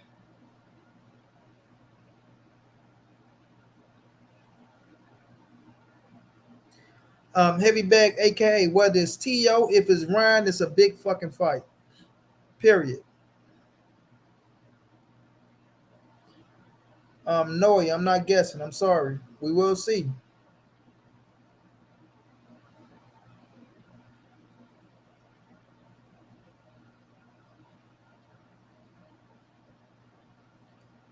And Matthew Martinez, if they did, if the old school fighters all did fight each other, them motherfuckers ain't fight each other back to back to back to back to back to back to back to back to back to back to back. You feel me? So I ain't trying to hear that shit. And I ain't trying to hear all these old motherfuckers neither. Who think they just know every goddamn thing because they watched boxing back in the days and they think they control the shit because they know the old school fighters or they came up around this era, around that era. So fucking what? Oh well, whoop-de-doo. You feel me? Whoop-de-doo. Cry me a fucking river. You know what I mean? Cry me a river. That's like saying, goddamn me, we shouldn't be watching football or a young kid shouldn't watch football because they don't know who a motherfucker was back in 1906. You feel me? I don't know who that 1906 running back was. He did this. He ran up the middle. He shot over here. He went over there. He did it. They can do that. Well, we touch that, boy. We do this. Like, man, who gives a fuck? We living in our era now.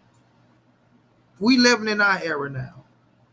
I repeat, we living in our era now. And guess what? In the future, you think them kids gonna give a fuck about us talking about, oh boy, you should have seen Errol Spence back in the day, boy. You know Errol Spence was a bad motherfucker, man. And then you know we had Mayweather. Them kids ain't gonna give a fuck. Them kids gonna be living in their era. Period, bro. Motherfuckers don't want you to enjoy your era because they feel like their era was the best and this, that, and third. Oh fucking well. So what? You know what I'm saying? So what? Can you talk boxing today? Do you know what's going on with the game today? Everything changes, period. Everything changes. I bet you some of them fighters back in the days could control their own career. They probably won't be having motherfucking brain damage and all these fucking, you know what I'm saying, injuries. God rest their souls, the ones that passed away, and I wish the ones that's going through situations get better and they gain great health. But the ones that's fucked up and things of that nature, they probably do some shit different in this day and age that they didn't do back in the day, man. So, oh fucking well. Omega, that's why I don't do fantasy fights, big brother. That's why I don't do fantasy fights. I'm not finna sit up here talking about, could this fighter beat that fighter back? Man, we ain't doing all that shit. The shit ain't gonna happen. You'll never see the shit. You'll never know.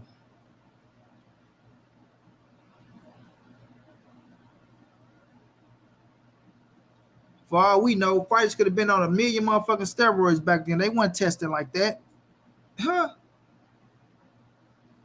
Don't say it, Monty Brown. Motherfuckers weren't testing like that. Fighters could have been on a million motherfucking steroids back then. Like, man, come on, man. Miss me with that shit, bro. Shit be funny to me sometimes, dog. But back to Tank and Canelo, man. Let me tell y'all something. People try to shit on Canelo, get pissed off at Canelo, but Canelo earned his motherfucking dues to do what he do. Yeah, Canelo earned his dues to do what he do. And y'all can say what the fuck y'all want to say, but when your peers praise you, fam, when the motherfuckers in your sports praise you,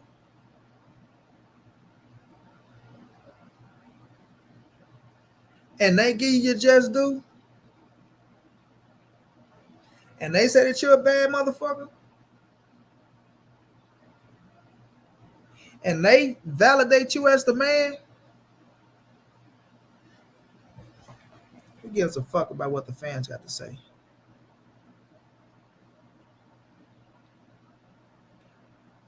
I think people take things too far, Omega. I think people think because they can go make a YouTube channel, they can watch the sport, they can talk what goes on in the sport.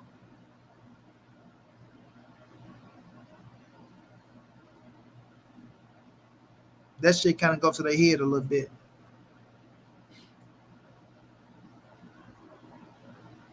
You know what I'm saying? That shit kind of go to their head a little bit. You feel me? That shit kind of go to their head a little bit. And I be looking at people, man, listen. Cats crazy nowadays, bro. Cats are crazy nowadays. Turtle break.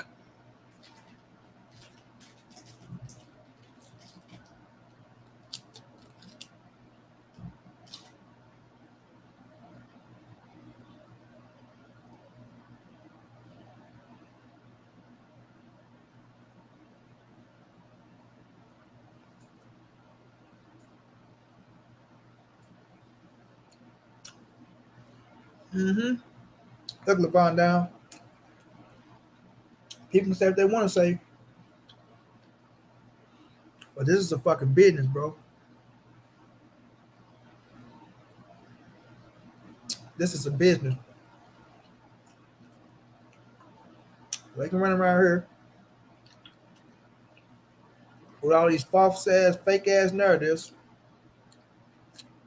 that's not about the money. Always about the money, bro. You take my dude A1 hoop now, make sure he's straight.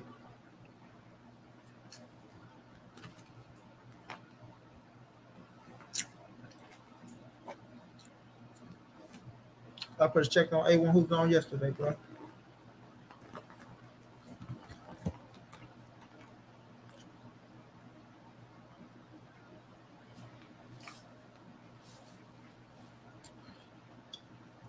It's always about the money, bro.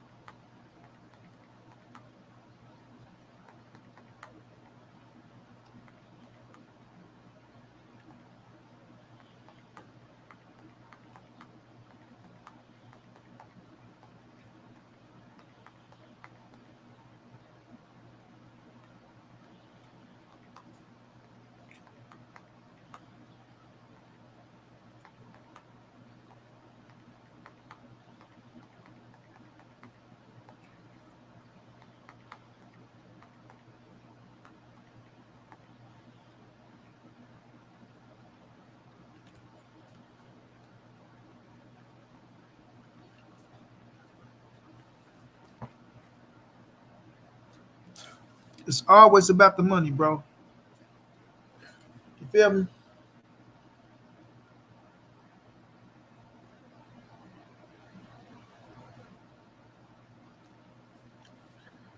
I mean, I love all hip hop, KG.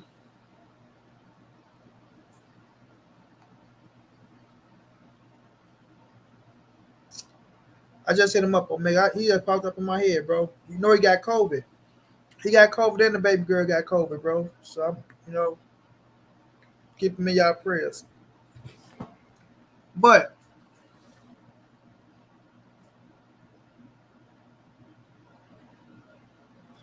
when it comes to Canelo,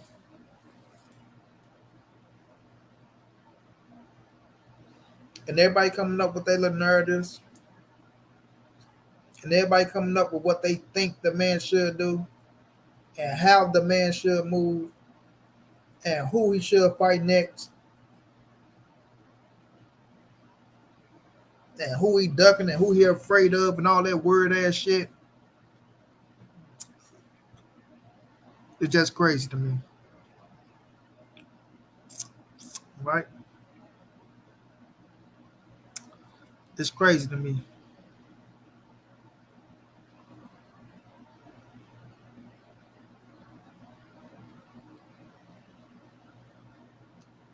See though, next Saturday. What is next Saturday, bro? Is that the? Yep, that's the set. Hold on, no. My sister husband funeral next Saturday, bro. Or is it this Saturday? Reach out, Cito. Reach out, bro. Reach out. Reach out. I'm gonna drop this link too because I want to get some. I want to get some opinions. I want to get some opinions. Let me drop this link.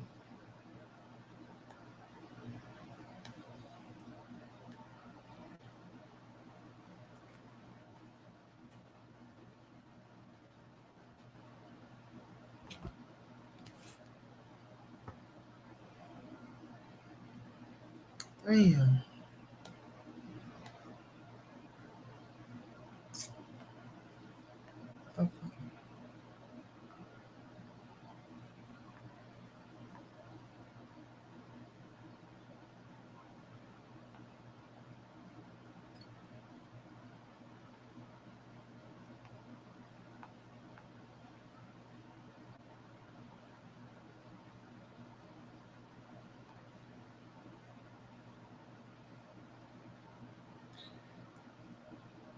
No, this Saturday is the third, my brother. Next Saturday is like the ninth.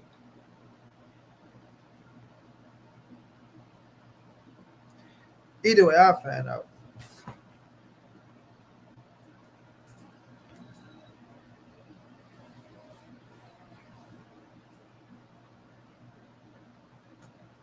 Oh, it's all love, Cito. It's all love, my brother.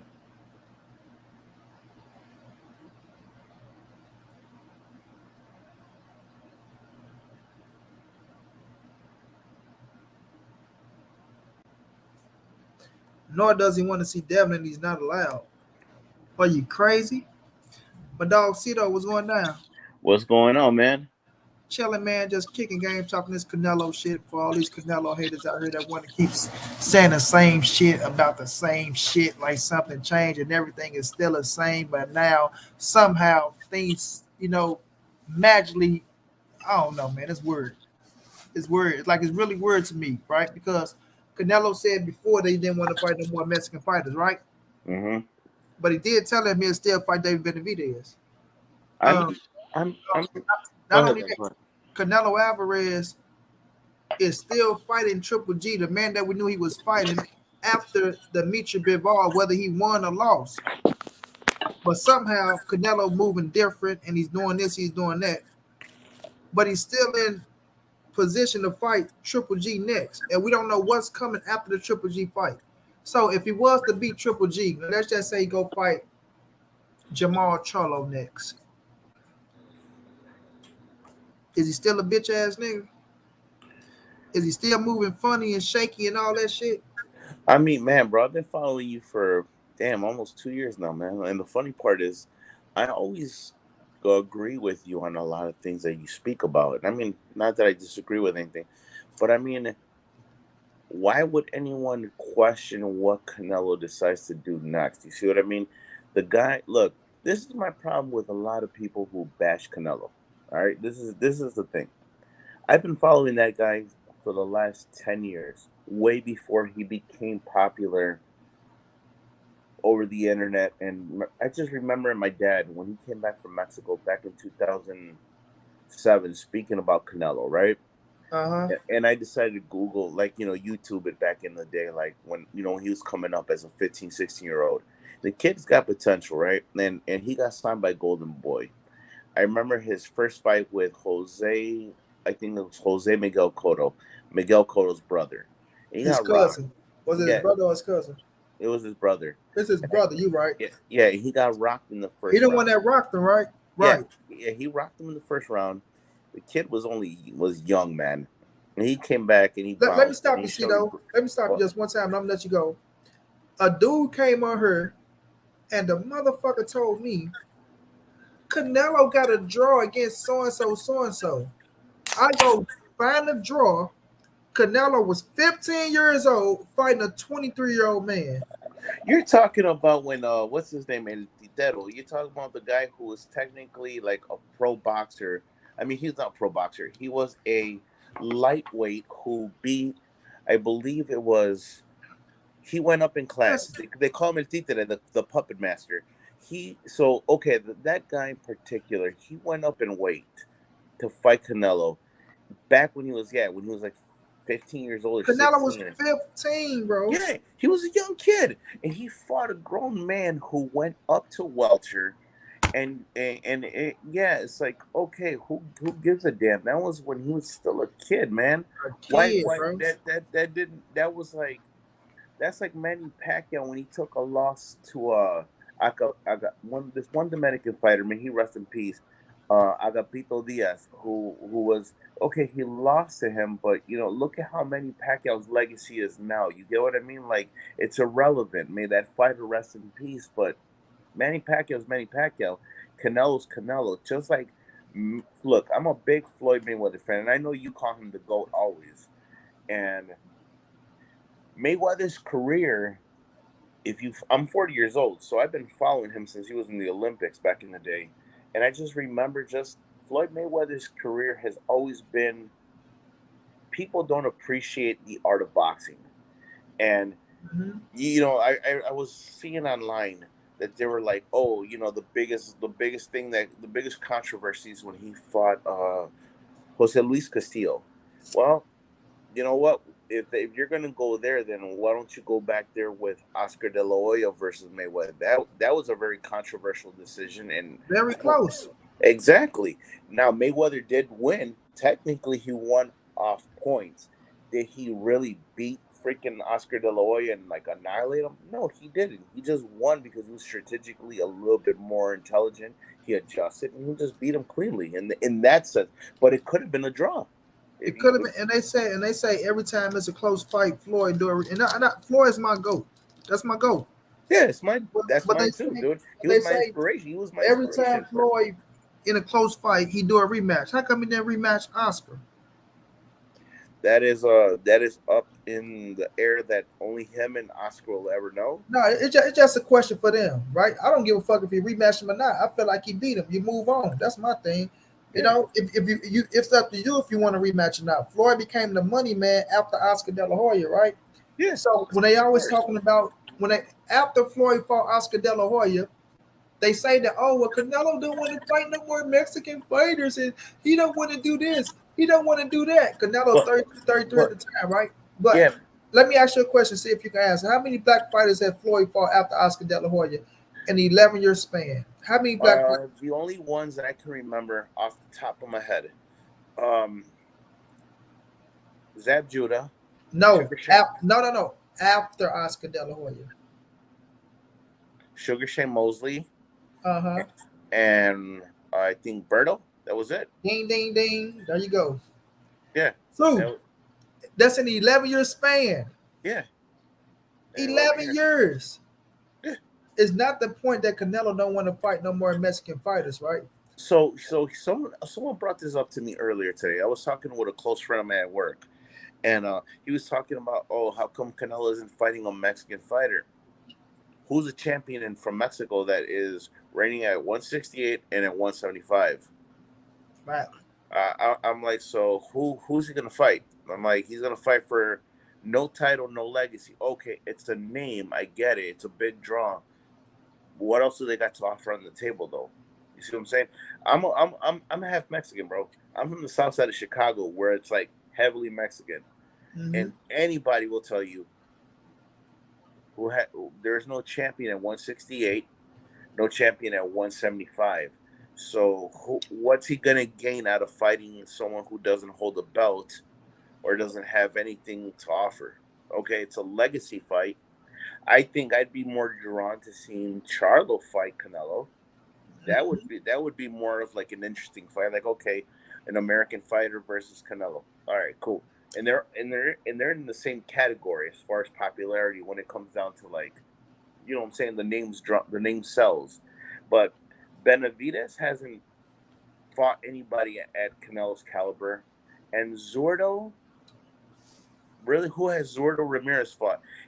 Personally, I think Zordo he's going to hold his own against Bivol. I still think Bivol is going to beat him. I'm with you. I think Bivol going to win as well. Zerto fought Jesse Hart twice, right? Respect to Zerto. I like Zerto. Yeah, Zerto's a good fighter. But who is Zerto promoter? Golden Boy Promotions. We know Oscar. I mean, we know Canelo ain't doing no fucking business with no fucking Golden Boy, bro. He got respect for Zerto, right? So they'll say, oh, he don't want to fight Zerto. I mean, he wants Zerto to win. If you go back, I got you. They say he wants Zerto to win because you don't want to rematch Bivol. So if Zerto beat Bivol, then he say he don't want to fight Zerto, right? Yeah. Bro, this is the thing. Zerto is his countryman, right? So if Zerto get the opportunity to become a world champion, he can root for fucking Zerto. He can want him to win the fight. That's if he wins. Just because I want him to win, don't mean he's going to win, right? So if that happens, and then when it comes to Dimitri Bivol, if he was to lose to Zerto, and then Canelo was to move up and fight Dimitri Bivol, they're gonna talk shit about him and grip. Why you fighting Bivol? Why you not fighting Zerto? Zerto just beat him. And then if Canelo go beat Bivol, oh, he beat him after Zerto. So, man, we know what it's gonna be when it comes to Canelo. Bro. It's always look. So this is where I'm aligned with your views. Everybody's always gonna talk trash and bash Canelo for whatever he's achieved, man. And they're gonna say, "Oh, he cherry picked. He did this." But you know what? No one ever. Why don't they keep that same energy when it comes down to other fighters, man? You know what I mean? I always tell people, look, I remember one of your videos from a while back, because I haven't done a live chat with you in a couple months actually. But I remember one of your videos that you did, that you were talking about how people were saying that, like, remember when Isaac Pitbull Cruz was gonna fight against Tank Davis? And they were saying that, oh, Canelo is not supporting the black fighter. You know, Canelo said it openly that he loves Gervonta Tank Davis. And he was just showing respect to the best fighter. Mm-hmm. And people want to race bait this shit and just, like, constantly just always go into it. It's like, bro, why can't you just appreciate a fighter for being a fighter? Like, look, I'm half Filipino and half Mexican, dude. And people are like, oh, well, how come you're not a big Manny Pacquiao fan? I respect Manny Pacquiao. I think, like, he did great things for my mom's country. You know what I mean? But when it came down to, like, him and Floyd Mayweather, I rode with Mayweather all day, man. You know why? Because I knew who Mayweather was. I followed his career since he was in the Olympics. I followed his career going up. I just knew Mayweather was a better fighter in that sense. You know what I mean? So it's like, why do people always want to have an agenda and just want to, like, race bait, man? It's like, come on, man, I ain't got time for that crap.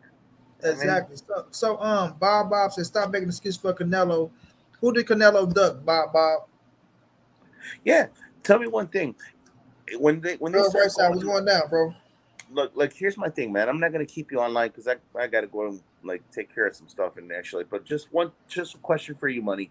It's all good. Why is it that people are so quick to judge Canelo on his accomplishments?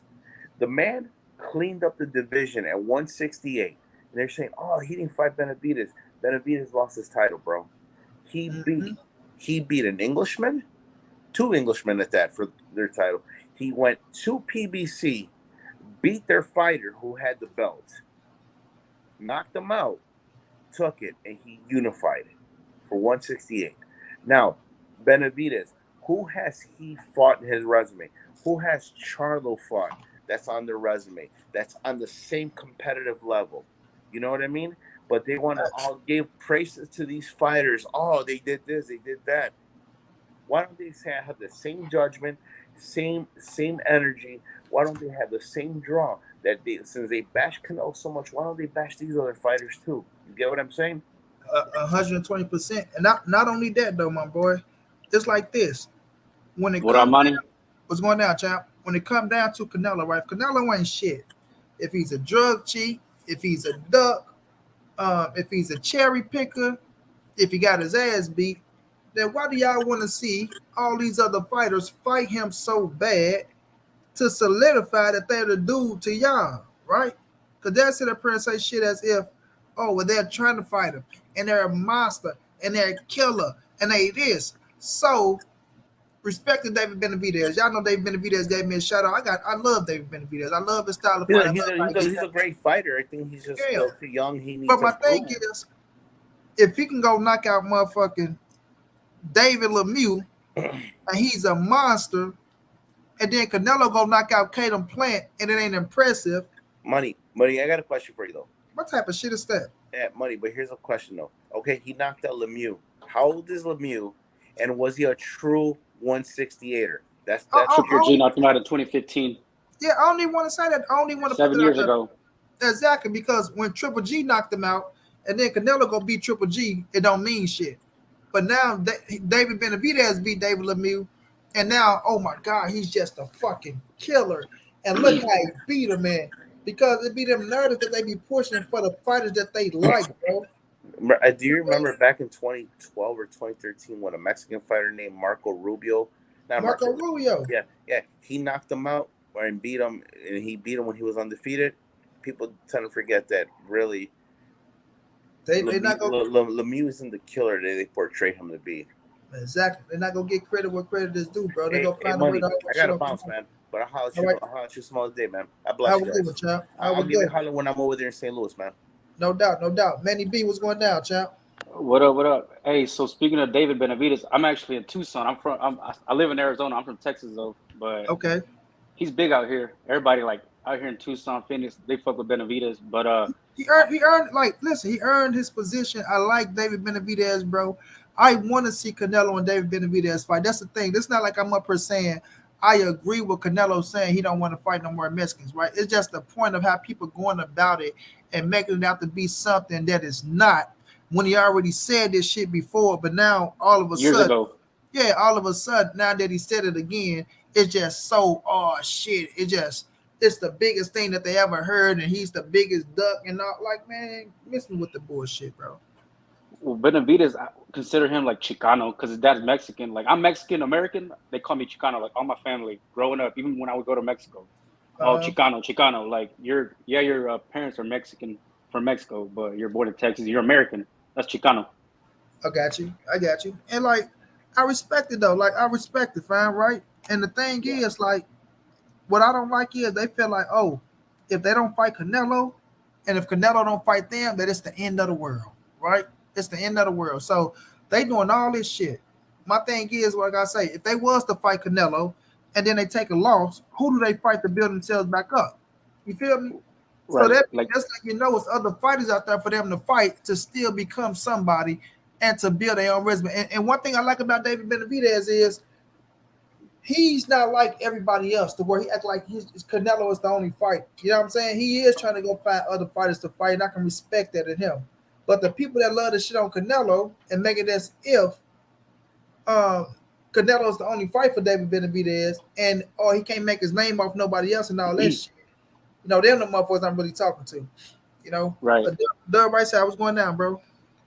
Money, what's good, bro? Salute to you, much love to you, brother. My brother on the panel, what's your name, bro? Respectfully, Manny. Nice to talk to you, brother. Man, likewise. You know, it is what it is with Canelo, and I will say I'm not the biggest Canelo fan, but at the same time, I respect what he's done. But I got to be critical of him if he does say that he don't want to fight other Mexican fighters, because those have been some of the biggest fights that we've seen in the sport. And so, should I not be, according to you, and asking the question, should I not be critical of him for saying that? It's some of the biggest fight that we've seen in the sport. But when we're Yeah. looking at the Mexican fighters right now in boxing, right? Right. People will sit up here and make it as if they wanted to see a Canelo and a Zerto fight. The only fight that's been really talked about is Canelo and David Benavidez, bro. The only Mexican fight. Agreed. Right? Agreed. Right? So when he said that you don't want to fight Mexican fighters, right? And he said this shit before. And guess what he said after that? He said, I will fight David Benavidez, but go fight Jamal Charlo. Go fight somebody, and then we can get it in next, right? So he said this shit before, and everybody making it as if it's just a new thing that he said, bro. But he already told people that he will fight David Benavidez. Go do something. Go do something. This is no knock. And I'm not. Hold on. Let me say this. I'm not gonna say that David Benavidez haven't done that because he was WBC champion twice. But by being a WBC champion twice and losing the belt twice on his own accord, right? Still haven't fought a marquee name. He still haven't fought a marquee name. Regardless if people want to say, if I ask you who David Benavidez fought, motherfucker can't even name a name out there for real. They can't say shit, right? But people want to, that's the thing about people want to give it to people so fucking fast and make it as if they did that in the third. Take Coach, for instance, who can't stop talking about motherfucking David Benavidez. But he's a monster, and he's going to destroy him. Use the word destroy. He's going to fuck him up. He's going to destroy him. But we see Ronald Ellis, shouts out to my brother Ronald Ellis, who I interviewed, going there and take it to David Benavidez ass and touch him. We see motherfucking Kyron Davis, put hands on David Benavidez and touch him. We seen them fight motherfucking Anthony Durrell. You know what I'm saying? So we seen how those fights go, right? And shouts out to David, he got the W. But did he destroy them? But he's going to destroy Canelo. It's just like, I just see the hatred to it. Like, no knock if you want to criticize Canelo for saying he don't want to fight Mexican fighters. It's not that you criticize, it's the way you criticize. For you to try to discredit everything that man done in his career like it don't mean shit, and then try to take something that's a little topic right now and take that to overshadow the man's career and make it look like, oh, he said he don't want to fight Mexican fighters no more. Oh, he's always been a duck. He's a bitch. He moves like a bitch. He did this. When a man just fought 4 undefeated world champions in a row, fam. 4 undefeated world champions in a row. But guess what? That don't mean shit. But yet you praise the motherfucker that ain't even fought no fucking world champions. Well, you got to listen. You got to realize who you're listening to at times. So, and I think I know who you're talking about. I heard the same thing, but I'm not saying any of that. All I'm saying is for Canelo, you know what I mean? I just want to see him fight the best like anybody else do. Money, I think you would say the same thing. Let me get. All right, go ahead, bro. Fight the best, bro. Shouts out to my brother Omega with the super chat. He said that's like saying Earl ducking Keith Thurman because he said he's never fighting him. Facts, Omega. But when y'all sit up and say y'all want to see him fight the best, and he just fought 4 undefeated world champions in a row, why do y'all keep saying y'all want to see him fight the best, and he just fought 4 undefeated world champions in a row? So that's almost. Go ahead. I got you. I swear I'm gonna shut the fuck up. I'm gonna let you go. So when we looking at David Benavidez and Jamal Charlo and Demetrius Andrade, and we look at the 4 undefeated world champions that he just fought, you can't look at David Benavidez, Jamal Charlo, and Demetrius Andrade and say that they're that much more better than the 4 undefeated world champions, especially in Demetrius Bill with a man who just beat him, who been a world champion for how long now? 2017. But it's the narrative that people want to push on their favorite fighter and make it look like, oh my God, this is the biggest fight because of the fucking popularity shit. Because yes, Jamal Charlo might be more popular than them dudes over in the States. So they want to make a popularity and make him feel like he that much more better in the skill set. But when you go look at the resumes and look at who the fuck they fought, you can't really put them ahead. They're all in the same category. But they'll say, I just want to see him fight the best when he's been fighting the best. But if you let other people tell you that, oh, he ain't been fighting the best, right? They'll say that Callum Smith, Caleb Plant, Billy Joe Saunders, and Dimitri Bivol is nobodies. That's crazy to me, bro. That's crazy. But go ahead, Doug, right side. So I disagree. Not with you. I disagree as far as I enjoyed the Caleb Plant fight. You know what I mean? The Callum Smith fight. I thought that was a good fight for him. The thing is especially with Billy Joe Saunders. Once again, another good fight. I have no problem with it. But you got to keep. He took an L. Hey, he took an L. But what I'm saying is, at the end of the day, you got to keep that up. You got to keep it up with you being the face of the sport. And so, at the current moment in time, with him going to fight Triple G, I'm not a fan of that fight. And I don't know, Money, you tell me if you're a fan of that fight, if you really want to see it. But at the end of the day, I look at it the same way I want to hold any other fighter. Devin Haney, and I'm a Dev fan, so yeah, I'm biased. But Devin, Tank, any fighter, you feel me? I want them to go and test themselves. And when you go and you sign a deal that he signed for Bivol, I give him credit for that fight. I give him much credit for that fight. The problem is outside of just the Bivol fight, it was Triple G. If he would have won the Bivol fight, I think it was going to be John Ryder, in my opinion. I could be wrong about it. Correct me if I'm wrong. But the Bivol fight, it was Triple G. Okay, cool. So this is the thing with that, bro. You have to blame PBC for giving the zone a chance to go out there and make it a competition with Dimitri Bivol and fucking Triple G, bro. Because they could have just campaigned for the goddamn Cholo fight and made that fight what it was. But when you want to come in and say, oh, well, we want you to fight this fight and then fight this fight too, or fight this and fight that, then you give a man options and say, you know what? That ain't what I'm looking for, right? That ain't what I'm looking for. Because but why wouldn't you? Go ahead. You got to understand, because you got to understand it's still a business at the end of the day, fam.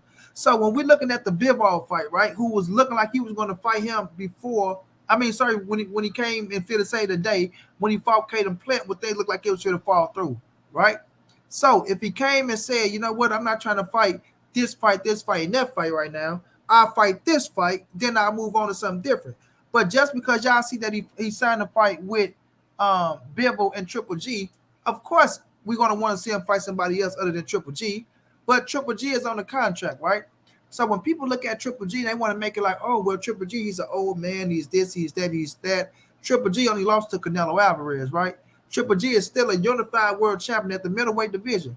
A same division that Jamal Charlo is a world champion. Demetrius Andrade is a world champion, right? No, Andrade, he's not a champion there anymore. No. Let me tell you, that was the same division. He just vacated this title. But agreed. It's the same division where Demetrius Andrade and Jamal Charlo was world champions. And Triple G held the 2 titles at the division. So right there, that made Triple G the number 1 middleweight, regardless if people like it or not. He's holding 2 titles. He only lost to Canelo Alvarez. You got Jamal Charlo, you got Demetrius Andrade right there, who could have fought each other and became the number 1 fucking middleweight at the division, right? So now, when we're looking at them, Demetrius Andrade just comes up, signed a fight with Zach Parker. Jamal Charlo was supposed to be fighting fucking Sulecki, right? They get hurt. We already know Triple G is in a contract. He's in a contract. It doesn't matter how we want to slice and dice it, talk about this, that, and third. But if we put things in a proper perspective, if we've been real about this shit, and if Canelo just went through fucking 4 undefeated world champions in a row, right? And I don't care how people want to look at it, how they put it. I know how magnificent that is. That's a fucking magnificent thing that he just did. How can we get mad if you want to go and say, I'm going to fight Triple G? You know what I'm saying? Should I take Canelo at his word? That's my question. Should I take him at his word? Yes or no? Yes. So if he tells me that he doesn't want to fight Triple G again, and then he signs up to fight Triple G again, why wouldn't I be critical? Why wouldn't I take him at his word? Hold on, wait a minute. Let me finish, bro. Why wouldn't I be critical of what he said and then say that, okay, you told me you didn't want to fight him, but then you signed up to fight him? Why wouldn't I be critical of that? It's business at the end of the day. So let me ask you. I understand you. Hold on, money. Okay, I understand you. But I understand you saying this money. I understand you saying this business, but at the same time, if I'm gonna take you at your word, and it is business. Okay, go ahead, bro. My bad. Go ahead. This your channel. My bad. So, if Earl go fight, motherfucking Thurman, Keith Thurman. You think I'm gonna be pissed off at Earl's fist because he said I ain't gonna fight him, but then I'm gonna be critical of his ass because he said he wasn't gonna do this shit. I'm being critical because I'm taking you at your word, bro. When you say the shit, then if you're gonna say this, you feel me? Then when you do the opposite of what you say, I'm gonna be critical of you, bro. Let me tell you something in this boxing game, bro. Just because you say, "Oh man, fuck that, I ain't gonna fight him, bro. Fuck him, I ain't fighting him," right? And then you turn around and fight him. Maybe y'all, that's y'all, right? And everybody is who they are, right? But when it comes to me, if you say fuck that, I ain't gonna fight that nigga. I don't give a fuck about his ass, man. Fuck him, right? A person like me, I know for a fact, if a motherfucker come with the right numbers, you're going to fight him, right? So I don't get caught up in, oh man, you said you weren't gonna fight him, but you still fought him. Bro, it's a fight. It's business. It's boxing. You don't get caught up in it, but at the end of the day, all I'm saying is for any of these fighters, I'm gonna take them at their word, and if they go against what they're saying, regardless of who the fighter is, regardless, if they're gonna go against it and do exactly what they said they weren't gonna do, I'm gonna be critical of them. If Earl go fight Keith Thurman, right? If the Bud fight don't get made, and then they say, hold on, let me just finish, bro. If the Bud fight don't get made and Keith Thurman is the next option, if Earl don't move up, bro, I'm gonna be critical of Earl because he told us that he ain't gonna fight this dude. He don't want to fight him. That ain't what he about. So I'm gonna hold you to what you say. That's it. That's all I'm saying. I'm holding fighters to what they say respectfully. Go ahead. What's so critical though? Like, okay, I get what you're saying. Like, oh, you said you ain't gonna fight him no more, right? You saying your word. But if Earl and the Bud fight don't get made, you got to fight some goddamn body. So he said if he don't fight him, he moving up. Move the fuck up then. So if Earl Spence and Keith Thurman fight, is that not a good fight? Yes or no? I think Earl stops his ass pretty easily, so I don't think it's that good of a fight. But I mean, it is what it is. It is what it is. What makes it not a good of a fight, bro? I think Earl stops his ass easily. I don't think it's a challenge to him. I think Bud is a challenge. I think Boots is a challenge. I think Virgil Ortiz is a challenge. Even Stanley Onis, I think he's more of a challenge than Keith Thurman is to Errol Spence. And you said that because of what? We looking at a Keith Thurman, bro. A Keith Thurman that only lost to Manny Pacquiao in a fucking war, right? Because that was a war. You got Keith Thurman who beat Sean Porter. You got Keith Thurman who beat Danny Garcia. We got Keith Thurman who beat gave my man his first loss. The Argentina that was a hell of a motherfucker, Diego Chavez, right? He went out there. He beat motherfucker, even though they caught him with some good shots. Luis Collazo. We know Barrios lost the tank, but he still beat Barrios. He beat my man Danny Garcia. Jose Cito Lopez, right? And we see that Keith Thurman is I don't care what nobody say. For the first 6 rounds, Keith Thurman is a threat for anybody. See, what we get caught up in, and I get on Keith Thurman ass, right, for talking all that shit and what he said, but I'm on record saying this, and I'm saying this multiple times. Keith Thurman is dangerous for anybody in the first 6 rounds. I think Errol Spence is going to beat him. I think Errol Spence will stop him, just like you. But that don't take away from that being a hell of a fight, bro. With Keith Thurman being who he is at the welterweight division, right? I still think his ass can fight.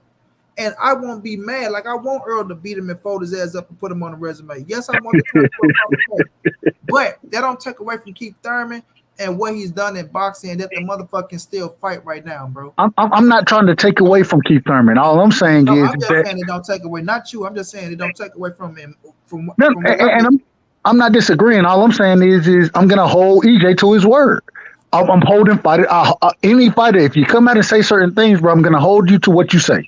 And so when you say you don't want this fight, this fight's never gonna happen. You're not gonna make that fight. If you do go and make that fight, I'm gonna be critical because you said, in my opinion, if he moves up to the 54, I think there's better competition there at 54 than Keith Thurman. And so if you say this, I'm going to hold you to that. I'm going to hold you to what you say. And then I expect you to abide by what you say. And if you don't get the blood fight, move your ass up and go fight the better competition at 54. That's what I'm saying. So name the fight at 54 that's better than Keith Thurman. Fundora, that's a better fight. If Charlo, that's a better fight. Castaño is a better fight than Keith Thurman, in my opinion. All of those, Fundora is a better fight than Keith Thurman. You damn right. You damn right. Fundora will beat the dog shit out of Keith Thurman. I think not. He's a tougher fight, bro. He's a tougher fight. I'm not saying that the resume is better. I'm saying as far as me using the eye test, me looking at these fighters, I will say that I would rather see Fundora fight EJ versus Keith Thurman fight EJ. I would rather see the Fundora EJ fight, bro. That's I'm just being honest about it. I think Fundora, I like Fundora. I think Fundora is a hell of a fighter. I like him with the height and things of that nature. But when you look at Fundora and you see what he did with Lubin, right? And I think that's what people get caught up in the Lubin fight and shit like that, right? And he's going to be a problem, though. But I can't sit up here and just put Fundora as a better fighter than Keith Thurman, right? When we look at Brian Castano, I think that'll be a good fight with EJ. Brian Castano is a hell of a fighter, bro. Hell of a fighter. Respect that fighter. But I think when y'all look at Keith Thurman, I think y'all really miss that Keith Thurman. Man, J Rock and Tony Harrison, negative, low Tyler. But you moving the goalposts, money. You moving the goalposts. Wait a minute, bro. How am I moving the goalposts? I'm just telling you about the fights. The reason you moving the goalposts is because, like I said from the beginning, Go ahead, bro. My bad. I asked you, what's a better fight at 54 than Keith Thurman at 47? You said I named him. You said Brian Castano. Tony Harrison is a better fight, in my opinion, as well. Tony Harrison. Errol Spence will walk Tony Harrison down just like a Keith Thurman, bro. And it'll still be a more interesting fight than Keith Thurman. But Keith Thurman, I don't know. Keith Thurman is more aggressive than Tony Harrison, in my opinion. Now, that'd be good scraps. Don't get me wrong. They all good scraps. But I think y'all, because of y'all, you saying you hold him to a standard what he said about Keith Thurman, but I think y'all taking credit away from Keith Thurman, man.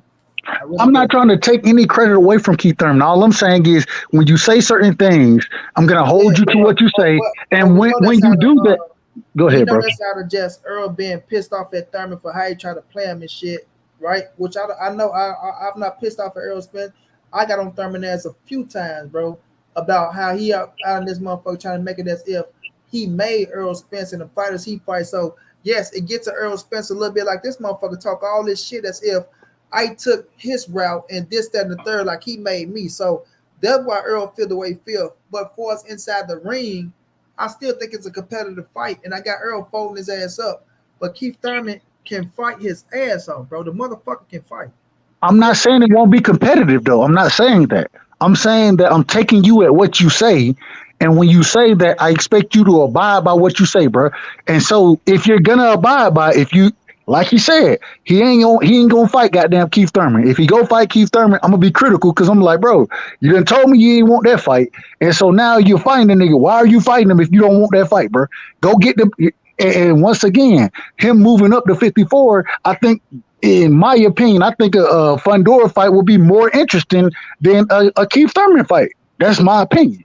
You know what I'm saying? I think a Tony Harrison fight will be more interesting than a Keith Thurman fight. Keith Thurman can fight, bro. I'm not saying he can't. I'm saying that if you're gonna sit here, stand on your square and say this, then stand on your square and go off of what you said you're gonna do. Move your ass up and go fight the best at 54, bro. That's what I'm saying. I ain't mad at Earl if he go fight to Keith Thurman, bro. So I get what y'all saying, but you gotta understand, like I said, it's the business. If Turnbull Crawford is the biggest fight out there for the undisputed belt at 147, and you don't get that fight, and then when I look at a Keith Thurman, I look at a Fundora, then you look at a Tony Harrison, you look at them dudes, those aren't bigger business moves than Keith Thurman. Period. Those are not bigger business moves than Keith Thurman. Earl Spence make more of fighting a Thurman than fighting a Fundora or a Tony Harrison. Brian Castano might be interesting because he fought for undisputed right there. But I think for us a Tony Harrison and a Fundora, which I do like Fundora, but I understand what you're saying with that one because of the style of a matchup that it make with the clash. But I just think with Keith Thurman being there and having the experience of Fundora being who Fundora is, just a long rangey fighter, right? I can't see them doing better business than Keith Thurman. Keith Thurman is the way better business move than the fighters at 54 right now. But I take Earl for his word. You know what I'm saying? And he's one dude that I feel like he will move up if it ain't no fucking Turnbull Crawford. And money, I agree with you. Real quick, I agree with you. If you was to turn around and fight Thurman, I'm not going to be that dude to be like, man, you said you want to go fight Thurman. Man, you should have moved up. You know what I'm saying? Nah, that ain't going to be me. That's a business move. Money, I agree with you. I agree 100% as far as the business goes. I agree with you. You know what I mean? I think that is a bigger fight. At the same time, if you're gonna come out and say these things, damn it, stand on what you say, bro. Stand on it. And I think that, especially with EJ, bro, from what I've seen from him so far, he stands on what he says and he tries to make whatever he says happen. He's trying to make that shit happen. And so, damn it, at the end of the day, I understand exactly what you're saying as far as the business of boxing goes. I understand it. And I'm not against it. All I'm saying is damn it, I think that he folds Keith Thurman before he folds goddamn Fundora. I think he'll fold Keith Thurman, especially to the body. Keith Thurman gonna be spitting his goddamn mouthpiece out in the 4th, 5th round, in my opinion. And I think Fundora would be a better fight. I think it's a more action-packed fight. Now, as far as the business of boxing goes, if we want to go that route, then I'm not going to disagree with what you're saying. I can't disagree with what you're saying because Keith Thurman is the bigger name. And so if we're talking about the business, that's one thing, but I want to take EJ at his word the same way I want to take any fighter at their word. Yeah, but it's always about business. And I think we have, as fans, we have to start it. And I heard what you're saying, taking people as word, but I just think, I think we look at shit and try to hold shit to too much of a higher standard than what it should be. And that could be very true. That could be very true. So that's why I look at that. And I feel like when it comes to this boxing game, bro, and the shit that goes down in this boxing game, that, that's why I say about people when they get on channel, they get to talking at you, but people get the feeling themselves a little bit too much to what. Don't try to be too fucking politically correct with some people, bro, to where they act like they don't understand certain shit at times, and that we all human. So some people do contradict themselves sometimes. That's a fact. What Floyd say? I contradict myself all the goddamn time, right? But if it's a move that we know that it's a move that had to be made and that a man tried it and it goes down, then we got to be understanding of this shit, bro. So, that's just me, though, bro. But, Manny, you want to touch on some of this shit that we're talking about? Yes, sir. I want to chime in. You think he'll really fight younger Charlo? Because isn't that like his stablemate or like his little brother? They kind of they're real cool. Yeah, I don't think that fight ever happened. I don't think that shit happening either. I want it to happen, but I don't think that shit happening, bro. Yeah, I don't think that fight never happened. And money, real quick, and Manny, if that fight does happen, who the hell does Derrick James train? Earl. That's true. That's just respect to Charlo. They got nothing but love for Charlo, bro. They feel good. But if that fight, if it was to happen, then yeah, it's gonna be Earl. It's gonna be Earl. Agreed. Without a question. My bad. Go ahead, Manny. My bad.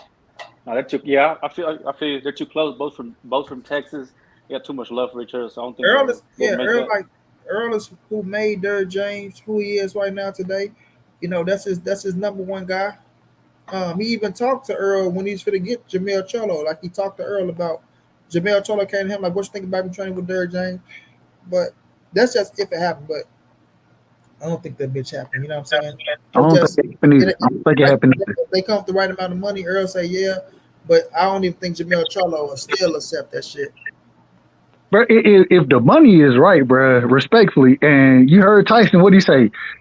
Hey man, goddamn it, fight your friend to make the biggest bag, bro. And I think that's gonna be both of their biggest bags if Bud and Spence, which I think that fight, from what I'm hearing, that shit is very close to being made. But if that fight don't happen, man, make that fucking fight, bro. Get the biggest bag you can get. You know what I mean? Like, together. Facts. I agree. Yeah, like, that'd be big. if you friends, make the money with each other, because shit, they coming with motherfucking 50, 60 million. Like, boy, you getting your ass in that ring. I don't give a fuck what you talking about. I'm gonna cut your ass out left to right, up and down. You ain't gonna be my friend no more. You gonna want to fight my ass when I finish with your ass. I'm gonna make sure that shit. Fuck Hey, that shit. Cowboy we Stadium. gonna be friends before the fight, but after the fight, we good, bro. We good after the fight. Yeah. Wait, what you think up there in Dallas Cowboy Stadium? Man, hell yeah. That's the prime place to have it. You got Mel Charlo undisputed and Errol Spence fighting against Mel for undisputed, bro. Like that'll be the biggest, like that's a major fight. I think that'll be hella bag for both of them. You know what I mean? Like I want to see that shit. Hell That'd yeah, be Dallas man. versus Houston.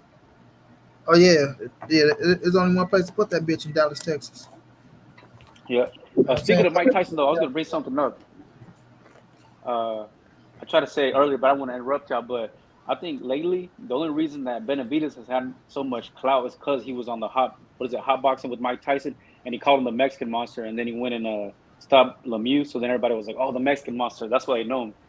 Hell They yeah, don't really know Benavidez like that. yeah. A lot of people, like Benavidez has been making his name known and shit like that. But it's like when you see things like that, bro. A lot of people, man, they like I say, bro. It's a lot of sheeps out here, fam. And this is no disrespect to some people, but it's a lot of sheeps out here that they follow a narrative, bro. So if somebody say something, they go jump on the bandwagon, and what they said. Somebody say something too much, you start believing the shit, right? So that's how I feel about that shit. And I'm not saying Benavidez is not a bad motherfucker. He don't deserve, his respect that he's getting, right? But it just people go overboard with shit to where they just feel like, oh, he's ducking this fighter, he's ducking that fighter, he's going to destroy this fighter, he's going to do this and do that, because you see what he's doing against people they should do it too. You feel me? So, they just get shit misconstrued, and sometimes people get carried away with some shit, fam. And I just look at shit and I just laugh sometimes. But sometimes I get to hearing people just going a little bit too far. It just amuses me to how far they go. And then because it ain't something that they like, they'll start, nitpicking that certain shit to try to make a point. That ain't even a fucking point. You know what I'm saying? Like going down resumes and discredit man wins and like that, bro. So it's like, don't do it, money. no, this ain't some shit I'm gonna tell this to any goddamn body. So it's like when you do that shit, like you can try to do it, but you gotta do that with everybody, bro. Yep. Put it up 1 minute, keep easy. But this is the thing. You gotta do that shit to everybody, but don't try to bet and discredit a man who's been doing his thing, because when you look at the boxing game and when you see motherfuckers like Jamel Charlo, Earl Spence, Terrence Crawford, Devin Haney, Shakur Stevenson, Gervonta Tank Davis, Floyd Mayweather, David Benavidez, you see all these motherfuckers giving Canelo his just due. Anthony Joshua, all them boys give Canelo his just due for what he's done in boxing. Canelo deserve it. He deserve it though. No. I'm just saying for people to come and make it as if he's not doing nothing and that he's just, it was given to him. Like he didn't earn his shit. A lot of people taking this shit as if the man didn't earn his shit. And that's what I don't like, because they'll always say, well, Floyd fought everybody at Floyd, but then we get the name of the people that Canelo fought. Well, he barely won. And I thought he lost that fight. And I thought this. And I thought, bro, you can do that with a lot of fucking fighters. But if he got it, he got it. How many people say they thought Sugar Ray Leonard barely beat motherfucking Marvin Hagler? But he won. He won the fight. It's like people say, like, you can't get, it's a hell of a fight when you got two great fucking fighters going up against each other. It's going to be close. But if a man get the nod, I thought he lost. He got the W, my boy. You feel me? But I gotta But get ready and close it down, y'all. So I'm gonna let y'all finish y'all words, man. Then I'm gonna let y'all go because I gotta let my little nephew guys get to sleep. Hey, go ahead, Dub. Go ahead, and then I'll go last. hey, appreciate you allowing me to jump on. Last thing I want to say, man. At the end of What's the all day, love, Dub, right side? You welcome anytime, bro. I just want to see Canelo get, and even a lot of the fighters that we talk about, I think Canelo beats their ass, bro. Honestly, Charlo and Benavidez, I think Canelo wins both of those fights. But What I about Boo want Boo? to say it again. What about Boo Boo? I think Boo Boo will be his biggest challenge. It's a 50-50 fight for me. But at the same time, bro, I just want to see the fight. I mean, I can't say who wins that fight, but I think Canelo does beat David Benavidez and he beats Charlo. That's my opinion. But at the end of the day, bro, I just want to see the shit happen. And the reason I want to is because I love the sport. And damn it, Yep. Canelo, he's that dude, bro. He's that dude right now. And I want to see him get in the ring and test himself against the best, the same way he did against Bivol. And so respect to him, but at the end of the day, I'm going to be critical of fighters. I'm going to be critical of all of them. And now I'm looking, damn it, I got to be critical of Devin Haney. And anyway, we'll get to that next time. But man, salute to you, Money. Much love to you, Manny. Much love to you, man. And definitely, I'm going to rock with y'all anytime I get an opportunity to, bro, man. Much No love to you. doubt. Ain't nothing Hey, wrong with being critical, bro. let me It's ask y'all just something about though. how to be critical, and people try to take credit away and try to prove little nerds and shit that try to make their points. And I feel like it'd be bullshit little nerds that they're trying to prove without giving that man that's just doing his credit. So now let me address my brother Matt because he said Canelo not fight no black fighters or Mexicans. He wants to keep beat up white boys. Easy fight, easy money. When that's negative, bro. Like I say, y'all sit up here and say he's not fighting no black fighters or no Mexican fighters, right? He just beat Caden Plant, who a lot of people saying was black, right? But now Caden Plant was white because Canelo knocked his ass out. But when it comes to, we gotta wait and see what the man next move is. That's what we gotta do. We gotta wait to see what his next move is. Black fighters ain't even fighting black fighters. When the last time Jamal Charlo and fucking Demetrius Andrade fought a black fighter, right? 2017 and 2000 and what? 15? You know what I'm saying? So y'all try to get on Canelo for not fighting a black fighter. But these motherfuckers ain't even fighting black fighters. So do they want to keep on fighting these type of fighters and getting that they easy money? So if you're gonna be critical of one, be critical of both. Because when you look at Canelo, Jamal Charlo, and Demetrius Andrade, all the last black fighter was Danny Jacobs, Brandon Adams, and motherfucking Alantez Fox. And we know Danny Jacobs stumping both of them in the ass. And that's who Canelo fought. So yeah, be critical of all these fighters of who they fighting out here, bro. Don't just look at Canelo tomorrow. He's not fighting black fighters, but none of these motherfuckers ain't fighting black fighters. And if you listen to me speak, bro, the majority of the time I try my best to be critical of any fighter. I, all I want to see is the best fighting the best. And so, man, once again, Money, much love to you. Manny, much love to you as well, bro. So, Appreciate it. Likewise. hey, man, then definitely, bro, I'm always rocking with you, Money. You know how it is. I appreciate you, man. Hey, Monty. Oh, two last things real quick, and then I'm probably gonna hit the Go, shits too. But go ahead, first man. thing, first thing, the narrative they're gonna push. Let's say Canelo does fight Benavidez in 23. He beats him. Benavidez is gonna be what, 26. They're gonna say same thing that like when Floyd fought him. Oh, he was young. He got him when he was young. He got him at the right age. Like I ain't worried about what they talking about, bro. But You don't know you what I'm think saying? that's what they're gonna say though? They're gonna say he's too young. Canelo got him right at the right age. If you get the fight, you get the fight. Like I wouldn't care if he fought him at 25 or 31, right? I don't think he can beat Canelo, right? I think Canelo pulls that You one off. already know it's Honestly, all love, man. But we gotta keep it consistent because people keep making it as if Canelo don't want to fight this black fighter, that black fighter. It's a business. People they talk all that shit about Canelo, but the man fought four undefeated world champions in a row. Four undefeated world champions in a row, and he gets no credit for it. None. But when we're looking at the fighters that they talking about they want them to fight, what have they done in their last four fights? And do it nothing. add up to what Canelo Alvarez done? You know what I'm saying? So at the end of the day, we can say what we want to say. Period. We can say what we want to say because the shit sound good and it mix up with what's going on or how people feel when they telling they shit on their panels. But the facts are the facts. The man fought four undefeated world champions in a row, bro. And he's not just getting praised by these people for no reason. The people that we talking about we want to fight giving his praise and his just due for what he's doing in boxing. They know the truth. They know what's going on, right? They know the truth and they know what's going on. And people got to start waking up and giving credit what credit is due, bro. Whether you like a man or not, you still can take a man credit away from you. You have to give credit what credit is due. Them fights like people can say if they want to say. But Callum Smith ain't no slouch. Billy Joe ain't no slouch. Caden Plant ain't no slouch. And Dimitri Bivol damn sure ain't no slouch. He just proved it. He just beat Canelo Alvarez. I think he's going to beat Zerto Ramirez. So when we're looking at the situation and we're looking at what Canelo Alvarez is doing, even if you don't agree, you got to get a man to just do. Max say, I'm going to jump on one of your What Nuke last. said, we got to keep that same energy. Tomorrow, though. No doubt, Mac. No doubt, bro. I think Canelo should say he won't fight North American fighters. I mean, Canelo can say what he want to say, bro. It don't matter what he say. He gonna get criticized. Hell yeah, keep that same energy. You feel Hey, me? y'all gonna do a live chat anytime soon? You and Nuke? Oh yeah, you know I fuck with my boy, man. We did it. We Yeah, did he one cool, together. I man. jumped on this shit. It'd be over and shit. No, look me on this. Look me on this shit. Look me on this shit, bro. Last question though, I gotta ask you. Go ahead, Your champ. opinion. So, all right, when Canelo fought Lara, they were like, "Yo, Lara outboxed him. Canelo was the aggressor. He's the one that came forward, but Lara outboxed him." Then he fought Triple G the first time. They were like, but Canelo was boxing. Triple G was the aggressor. So they were like, Lara outboxed him, beat his ass.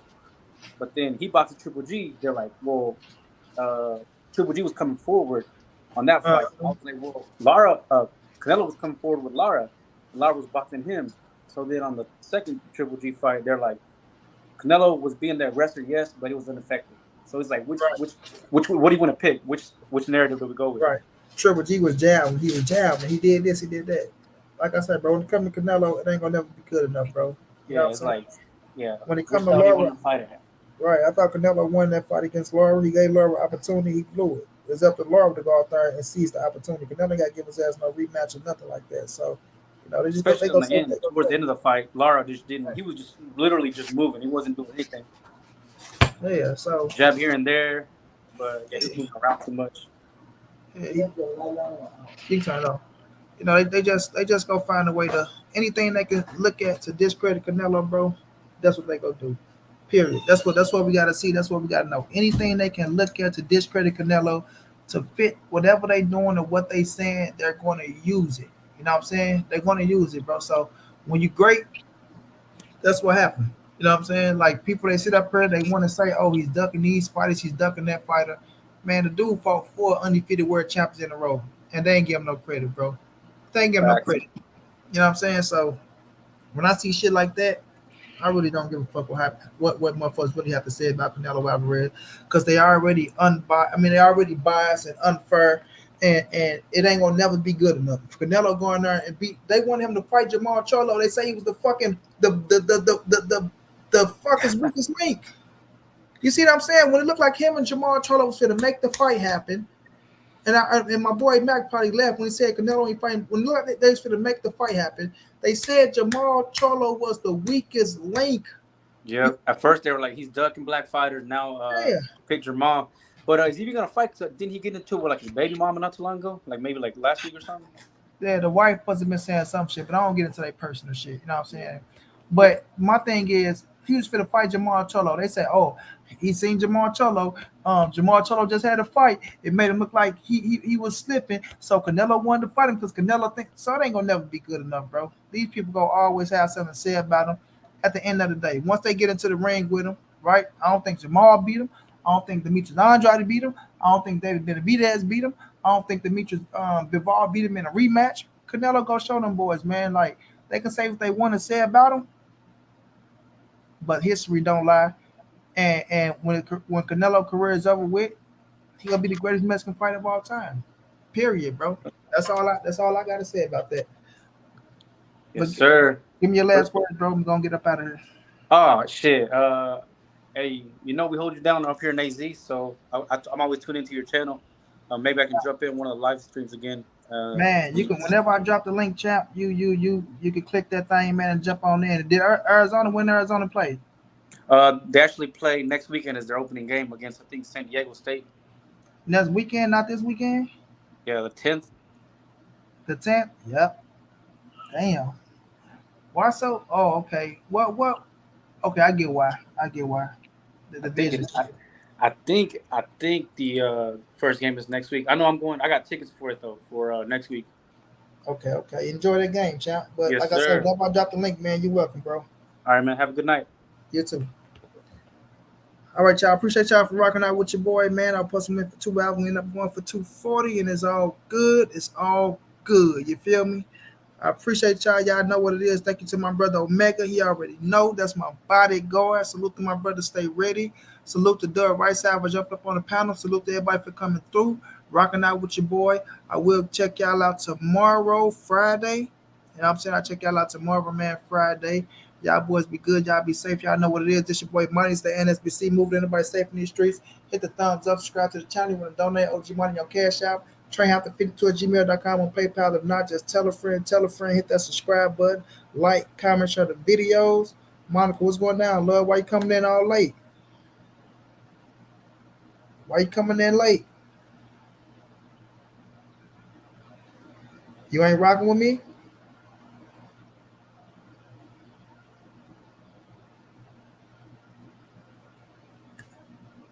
You already know, Omega, bro. You already know, bro. You already know, bro. We'll be back for some more football. Omega, next week, the NFL is in the building. Full effect. Tuesday. Remember, Omega, I got Carlos Dansby set up, bro. You feel me? I got Carlos Dansby set up. So you know how it's going down, bro. Yeah, she creeping on me tonight. She got a little thing going. November 19th, Kingpin EJ. Yes, sir. Yes, sir. My dude, Chris South Central, you know what it is. All right, Monica. I'll see you tomorrow, Queen. You have a good night.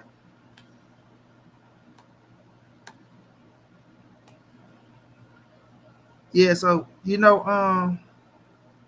the 13th gonna be the first football. We're gonna be talking football. We talk football any goddamn way. I'm saying talking about it's gonna be the first football, but that's gonna be the day, we really it's just gonna be football talks, man. Football talks, and I can't wait, champ. I can't wait. You feel me? But it's all love, man.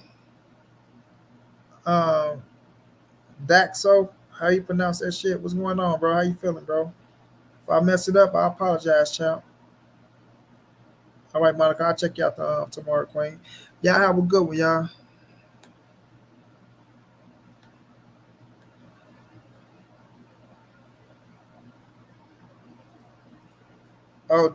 Daxo Mega Jr. I appreciate that, my brother. I appreciate that.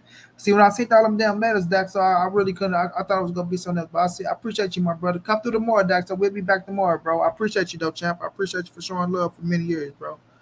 All right, Mega. I'll check you out tomorrow, Mega.